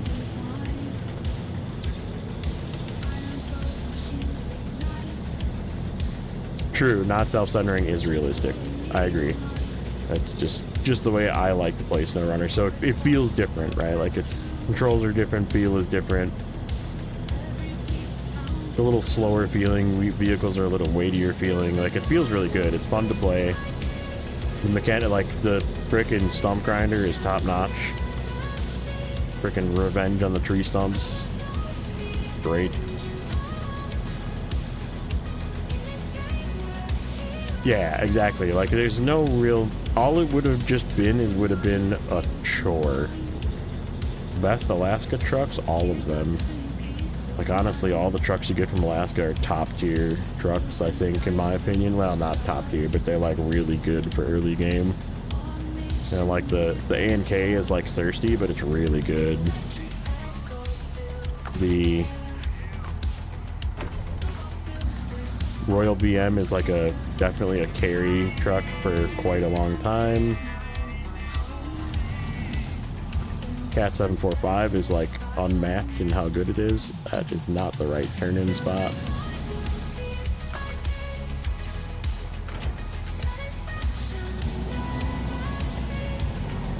Am I gonna catch the corner of the turn-in? Yeah, okay, sweet.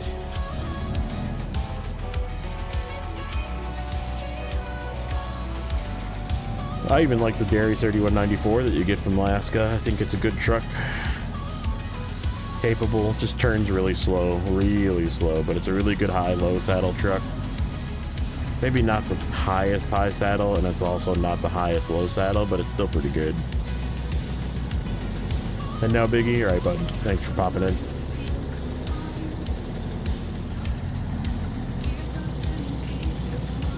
Yeah, lots of, oh, and the Hummer. You get the Hummer there too, which is like an amazing, like, I've used that Hummer. In fact, I'm probably gonna use the Hummer a lot in this save once I get it.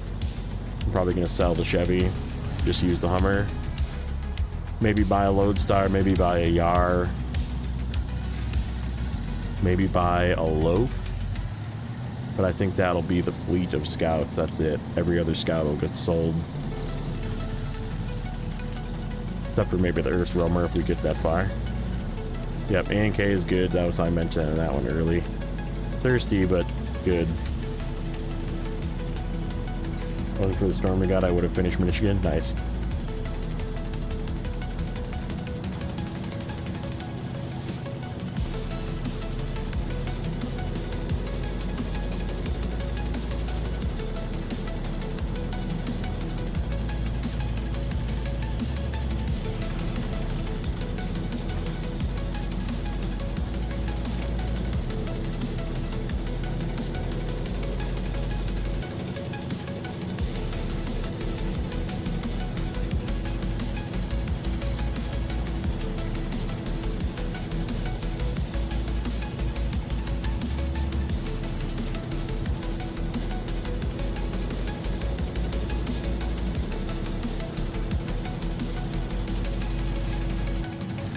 10 hours of patrolling the highway? Crazy.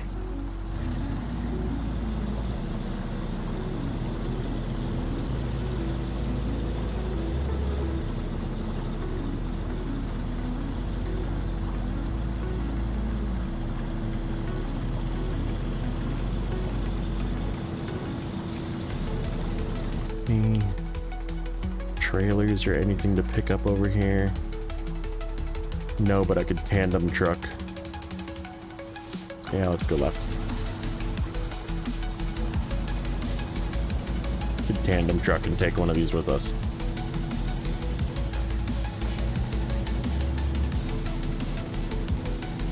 Should I put this thing back to a crane truck? Probably not. I think we're just gonna pay for the rest of the loading of logs here. There isn't that many left.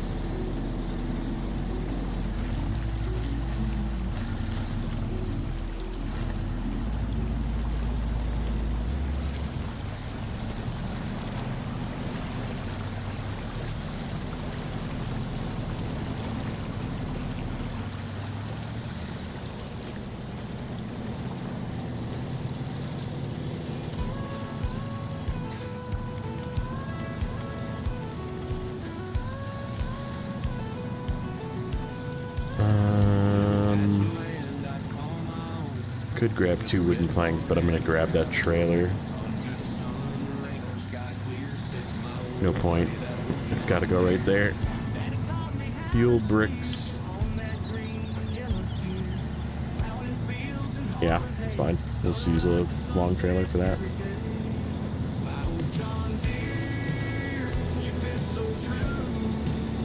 Black River in just under 4 hours, that's believable. Like if you really focus on doing just Black River, yeah. I kind of went around and did a bunch of clearing, so. Lurk.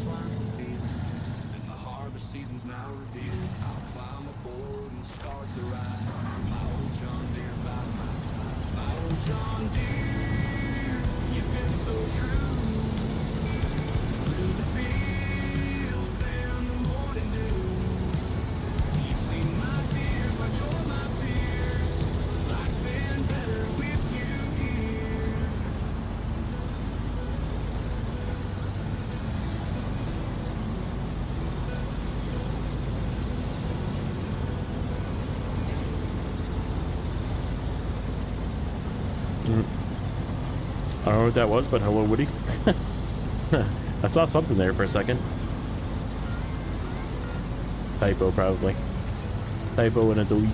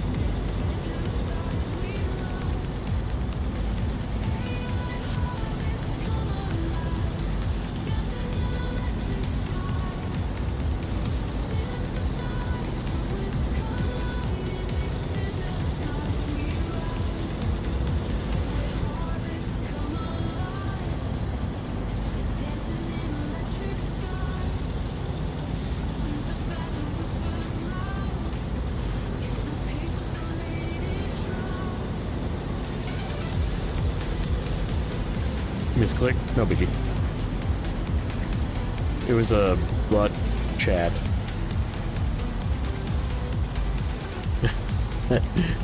Like butt dial, but butt chat.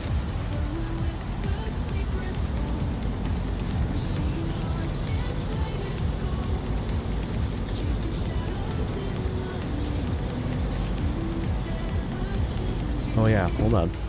Hold on.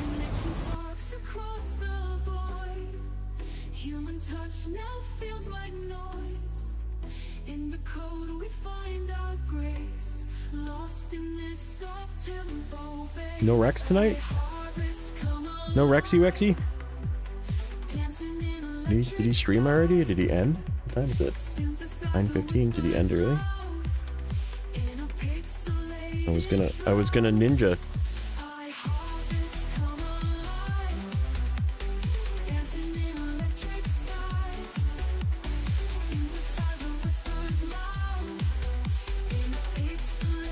Wranglersaurus Rex. No Wranglersaurus Rex. I'm sad.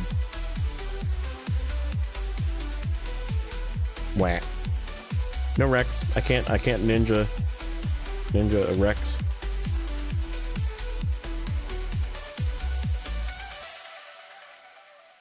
We'll be playing Snowrunner again when the mods are fixed. Mods are broken. Just use Mastodon. No Rex. Sad. Oh well.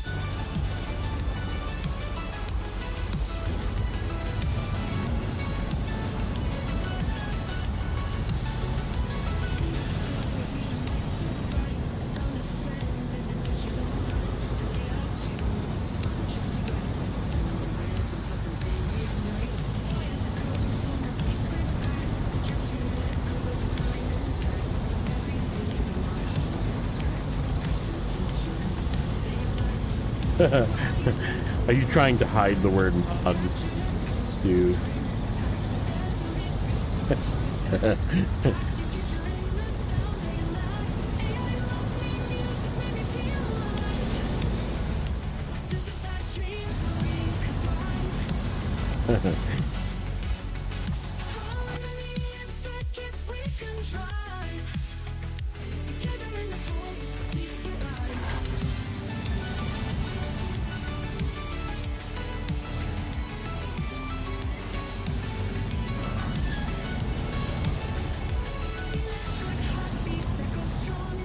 Yep.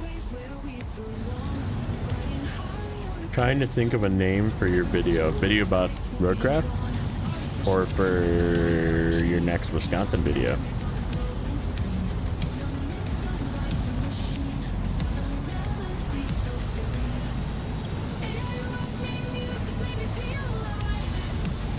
Wisconsin video.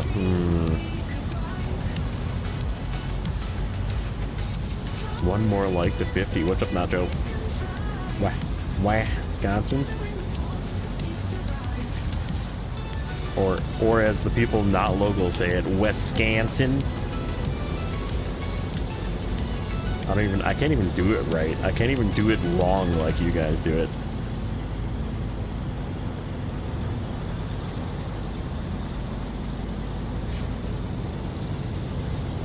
Where's the cheese?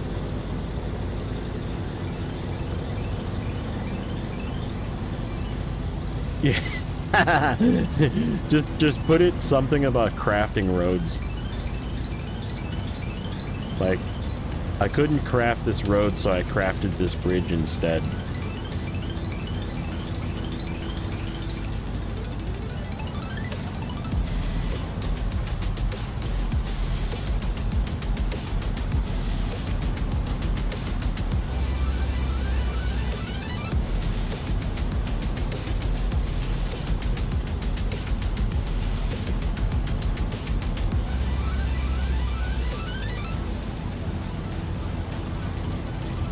What's up, Richard? Welcome in again. I think you were here before. Yeah, I saw you before. Hello.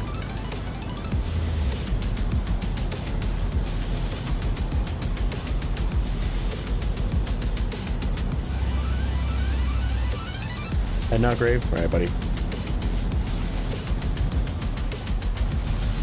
We're going. We're going.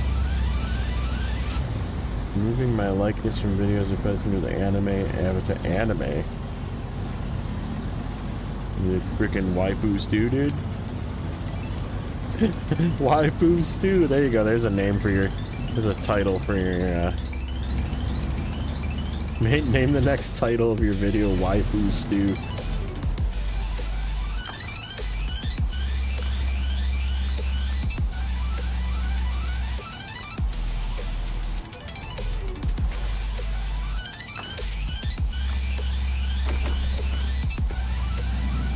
Not that kind of anime? Uh-huh.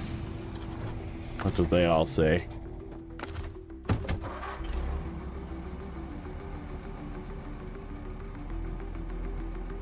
High centered a rock on his frame just to show what it feels like. Yeah.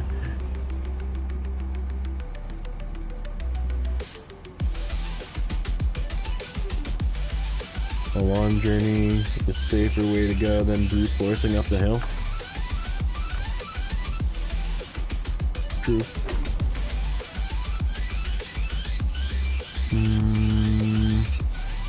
600, hey? Do I want to sacrifice that much fuel out of this? That'll put us just below 1,000. Is that going to be enough to do what I need to do back here?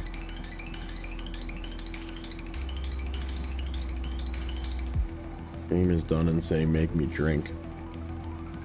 I'm confused. Why is your game making you drink? Yeah, do it.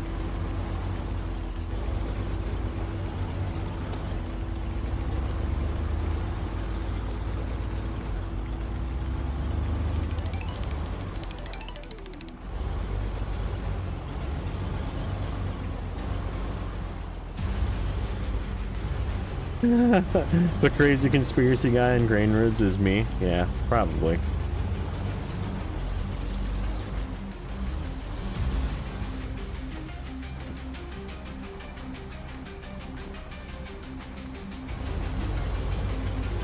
No big eyes or silly color.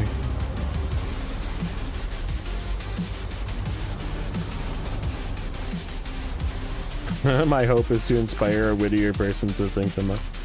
Good. Oh crap. That's not what I wanted. No! Damn it.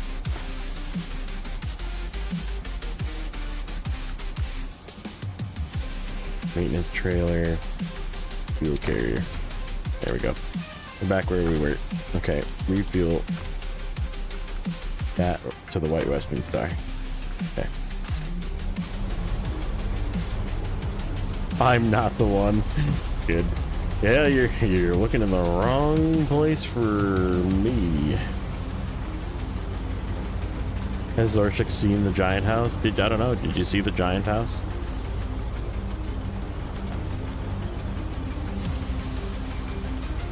I think I remember he did deliver the whatever trailer up to that house. What's up, Ollie? Welcome in.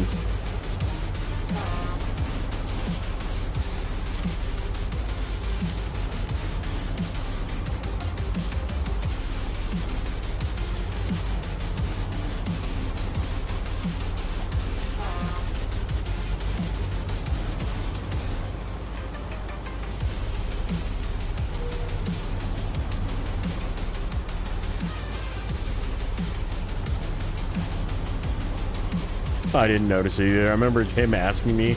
He's like, so did you see the giant house? And I was like, I wasn't paying attention. I like sped through Wisconsin. I was like, I must get to Amir. I did it as quickly as possible.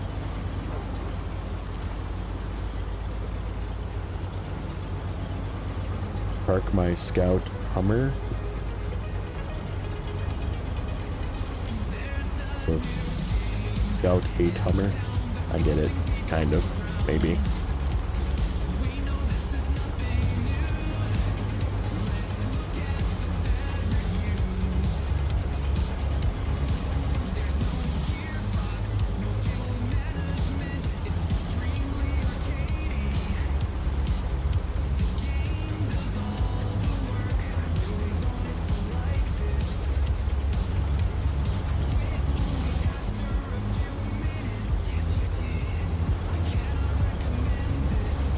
There is a lot of Z's around these parts.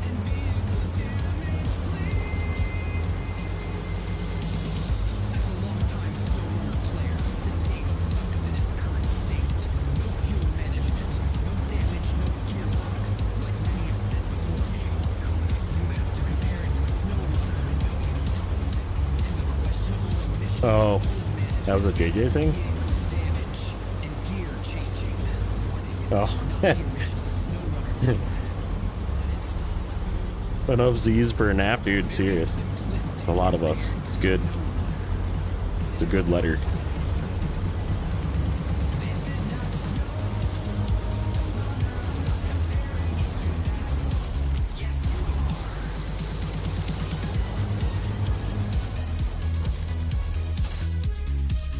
Okay.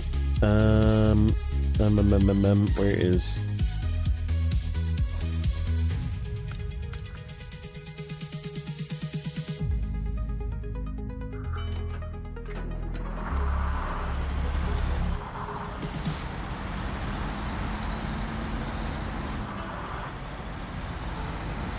Oh, okay. Fair.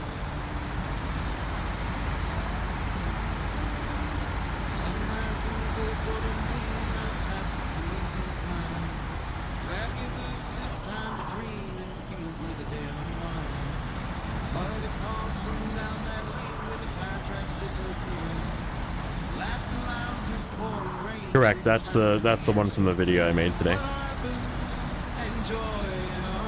He's making fun of the people in their reviews.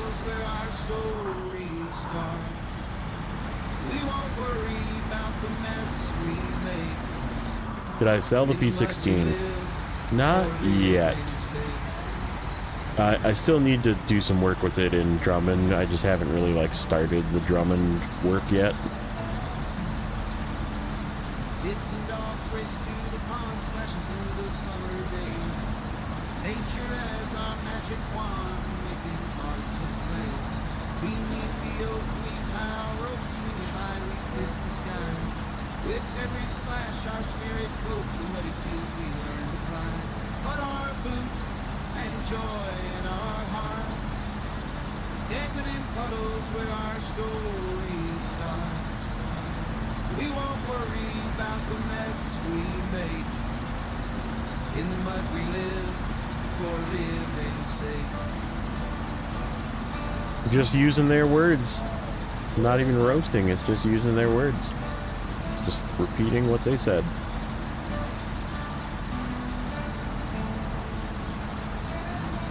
In a very passive-aggressive manner.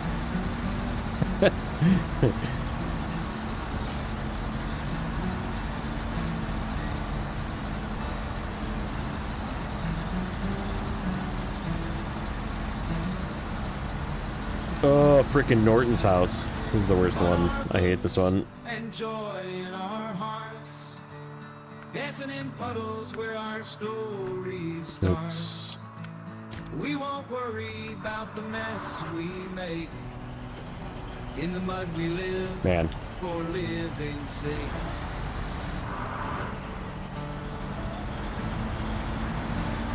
Funny part is,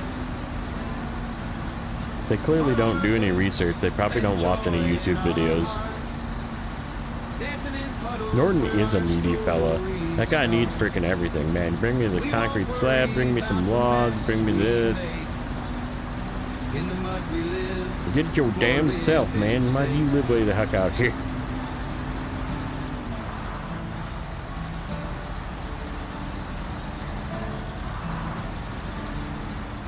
Make fun of me how I talk on this. I got a disability. I really don't like that. Oh, I hope nobody was making fun of you here. The only thing we make fun of is reviews that don't think things through.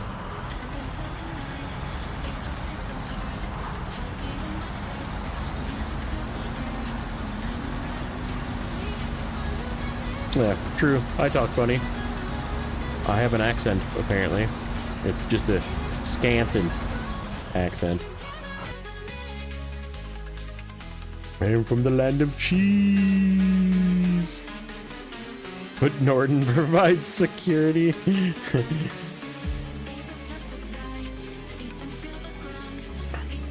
Last time I was at Norton's, there was even a DoorDash there. Frickin' jerk. Probably didn't tip either. Oh no. No, not that kind of security, no.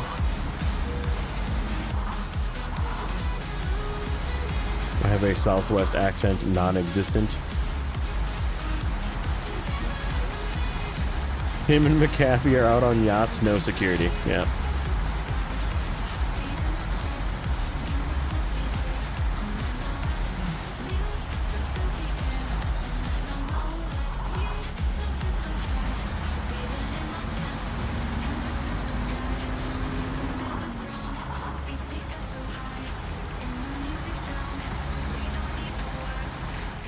Man, every time I go up this hill, this thing struggles. Am I gonna be able to make it up this? Now I got winch points.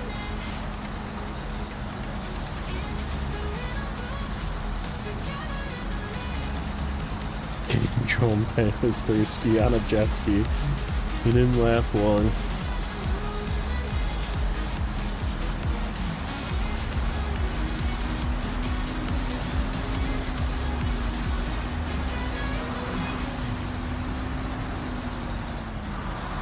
Which MacPack DLC truck do I like better? I like the Terra Pro. The crane on the Pinnacle is really cool, but I just like the Terra Pro better. I think it's just a better truck.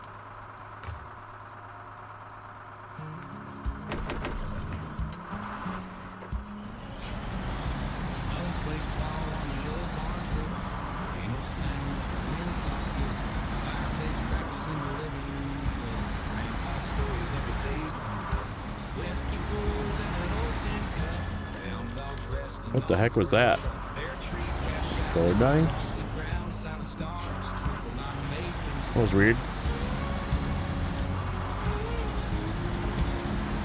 Good brakes. Jattering.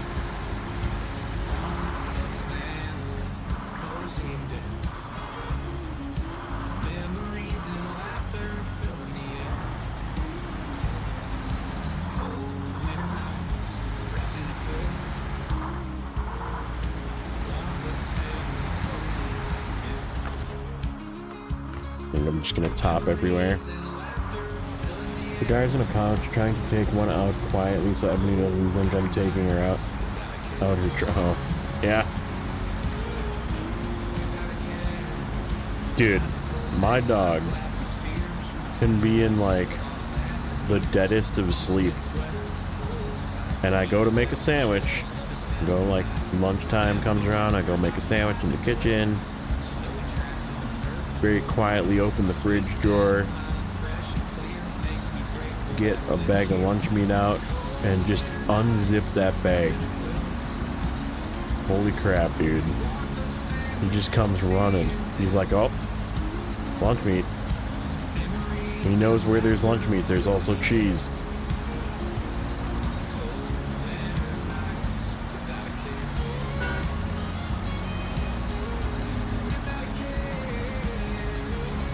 Frickin' mooches, man.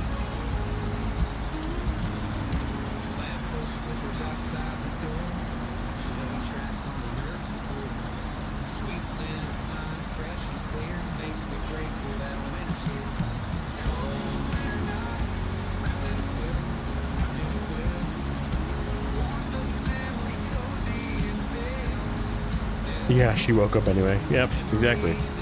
They can sleep the other 23 hours of the day. When it's time to beg. Time to beg.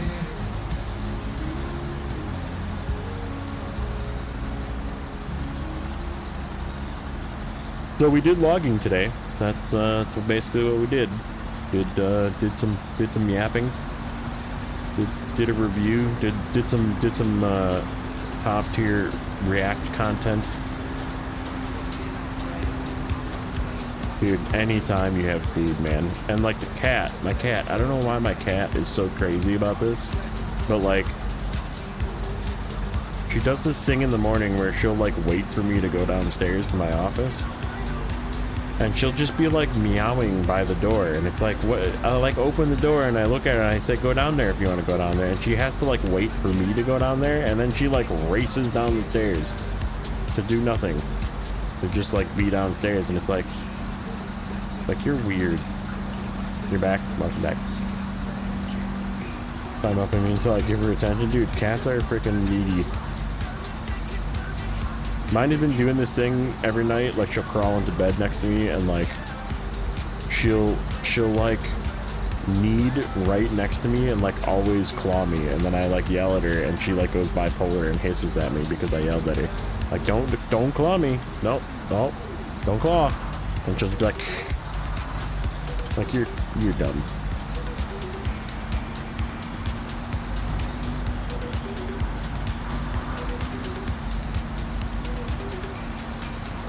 Picture in picture, she would photobomb the camera. Funny.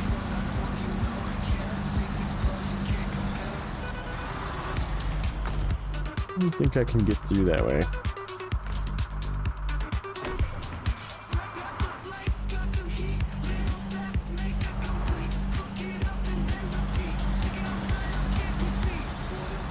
Oh, it's a Chicken Alfredo song. Where's Alfredo at?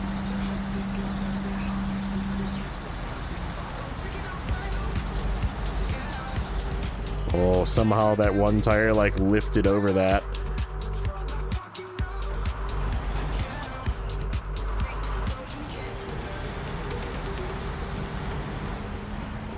Oh no. Did we just get stuck on a freaking log?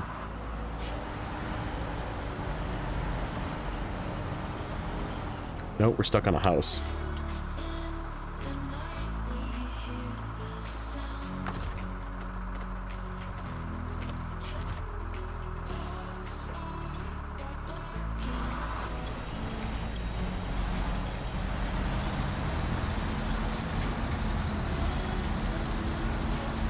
Oh, 0 points, gang. Boo. Blaine.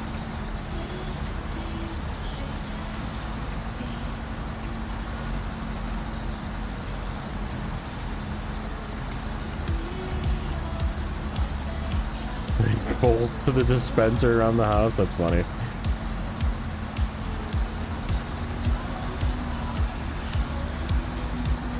Dude, yeah, cats definitely crash into everything.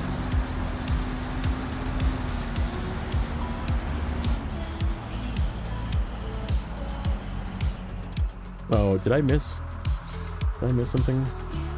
You're back. How do you get that trailer? I don't see that in the trailer. Oh yeah, this is Olsom's trailer pack. And literally the only reason I got it was for this trailer, so I could do long logs with low saddle. And it's actually more of a challenge, I think, in a way, because I'm using kind of scuffy trucks to do this. Like, this is a 2-wheel drive GMC. And it is, like, really heavy. Roadcraft came in and said it was, like, a heavier trailer. And I'm feeling that.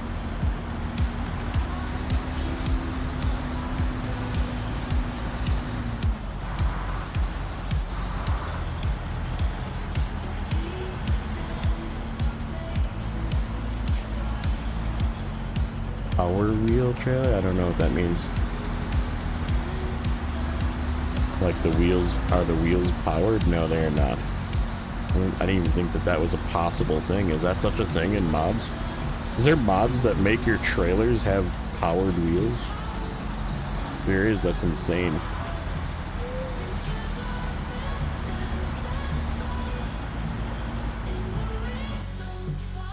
Where's my turn? Further up.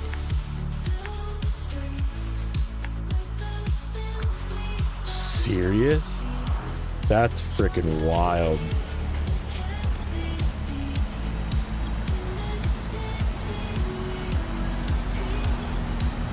As you can see, this one's clearly not.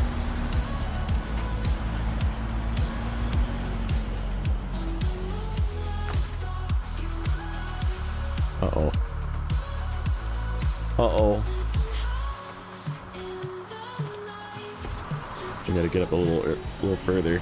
without busting this. There we go.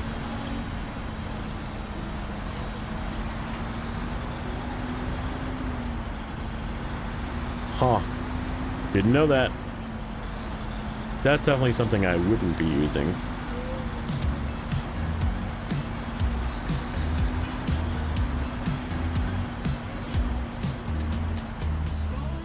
Mastodon in a mirror is acceptable. I almost pulled mine out in a mirror. I was like thinking about it, and then I was like, nah. I kind of regretted it. I was going to use it for long logs. I ended up using the Antarctic, which, I mean, it worked, but like, I don't know. I think I'm never going to buy that thing again. It's just kind of crappy.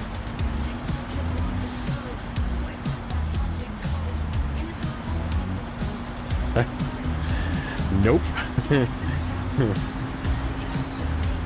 Serious. I had the plaid too, yeah. I had everything because it was the last map.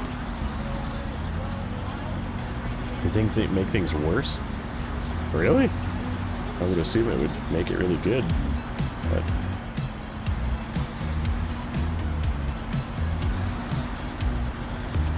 how does it get its power? Like, how much power does it have? Or does it just get it from the truck? Plaid is a brick. That is a good term for it.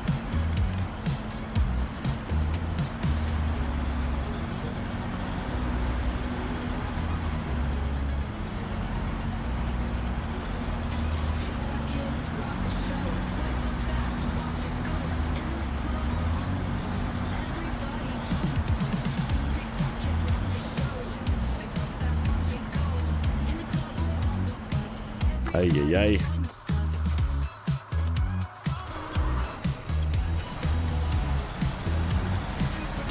Go sideways, the trailer will push you and get stuck. Oh.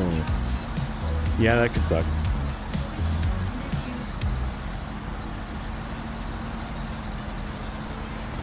Could also like push you in a off-center awkward situation and possibly tip you. It's like Easter Island head laying down.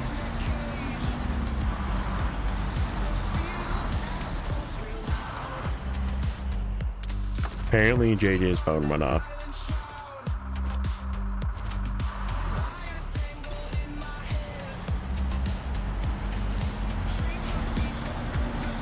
Siri, set a timer for 10 minutes.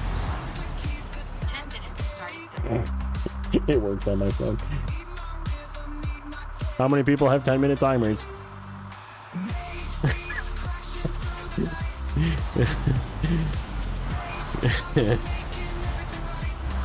I tried to say it kind of quiet so my phone wouldn't go off, but it still heard it. I am going down this the wrong way. I should have went left.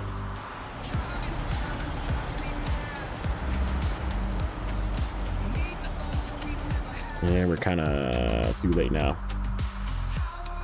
Oh, this is bad. Oh, nope. Okay.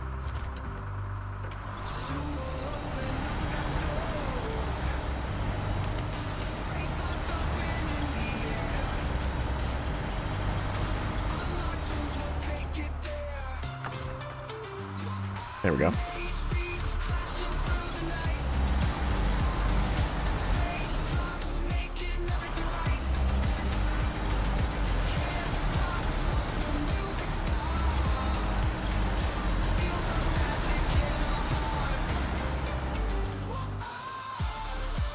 This is not working. I can. Not with this frickin' trailer of heavy logs, though. We need to come left now. Can we get up this hill further?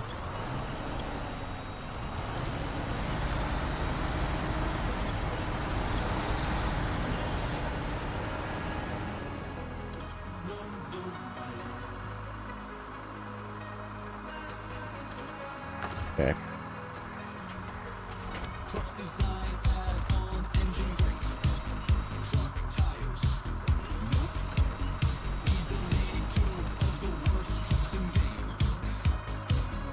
Yeah, this is bad.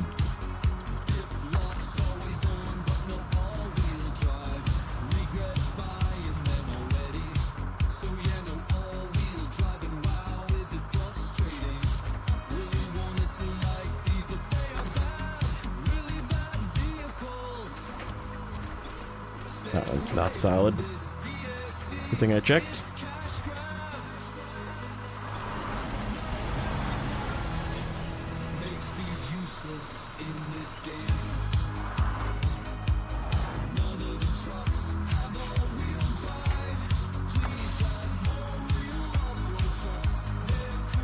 That crane saved me. That crane saved me.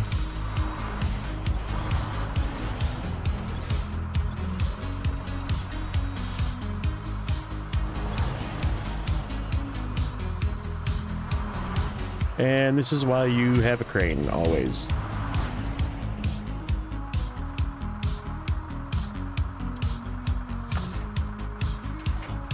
But sometimes you have to let go. No. I should have winched a different spot.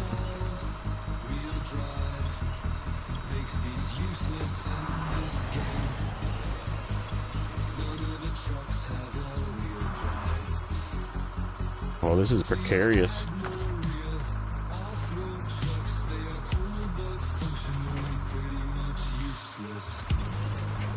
Oh, that's not a winch.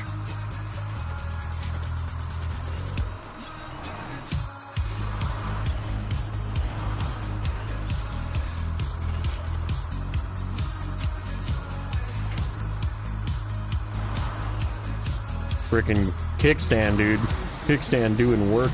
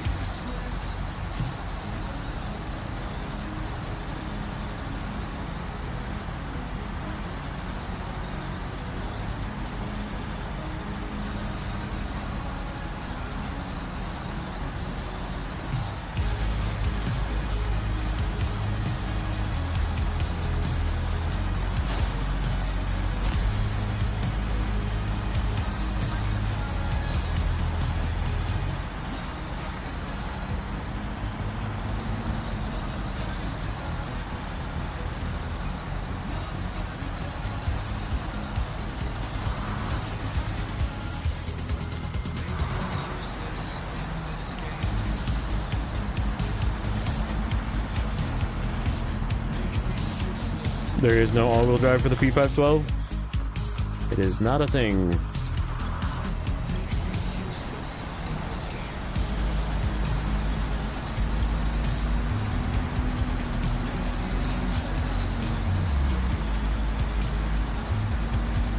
Smells like a Vegas casino in my room. What is... Oh, cigar? What? That's a reference? Or... Hookers?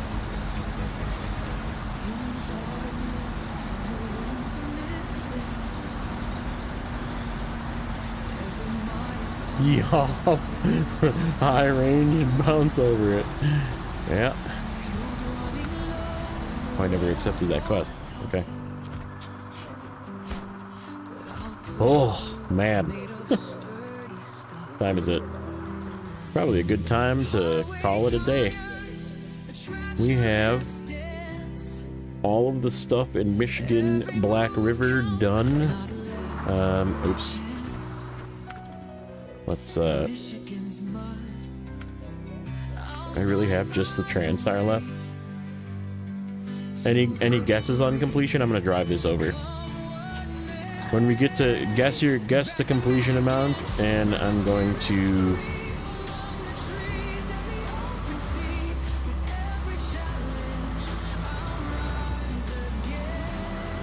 probably didn't change.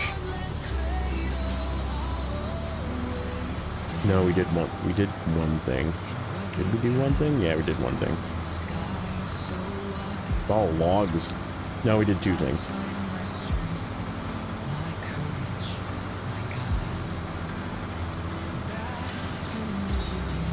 So not a lot of progress, but 420, 69, 420, 24/7.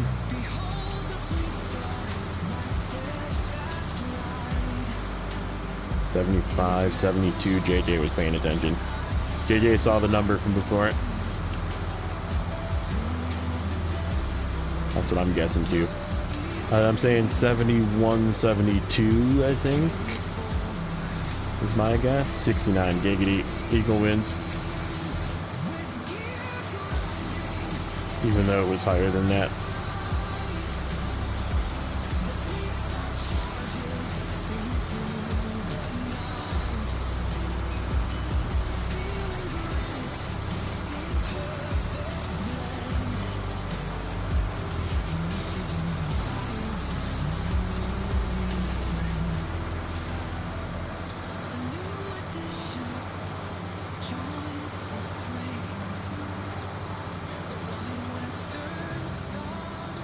It's clearly 10. Total guess too. Yeah, I think you're probably gonna be right.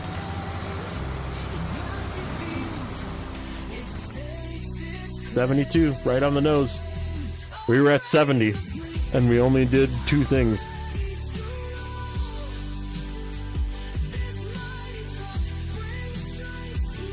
$88 because she gets 8 twice. Yeah, 72.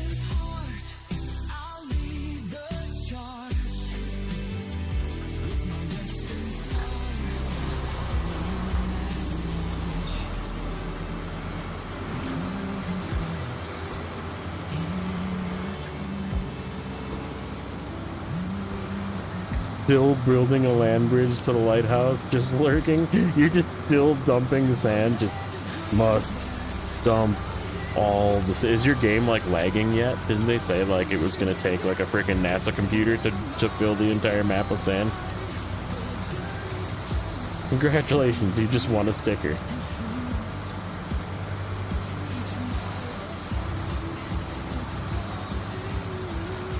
Yep, Transtar boys, Transtar. Freaking beast. The thing's a beast. Never doubt the Transtar.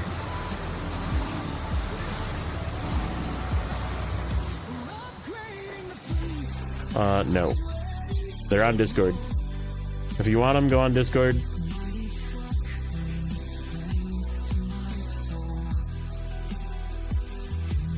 Okay. Yeah, I think that's it.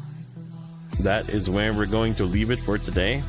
Thank you, everybody, for hanging out. And, yeah. Tomorrow,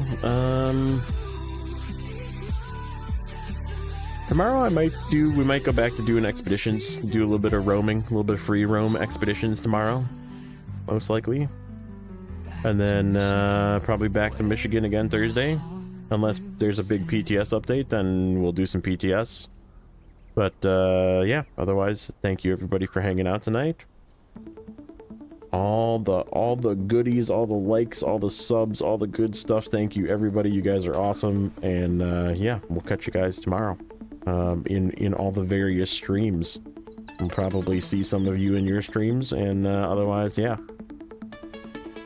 Be good and make sure that you play the demo.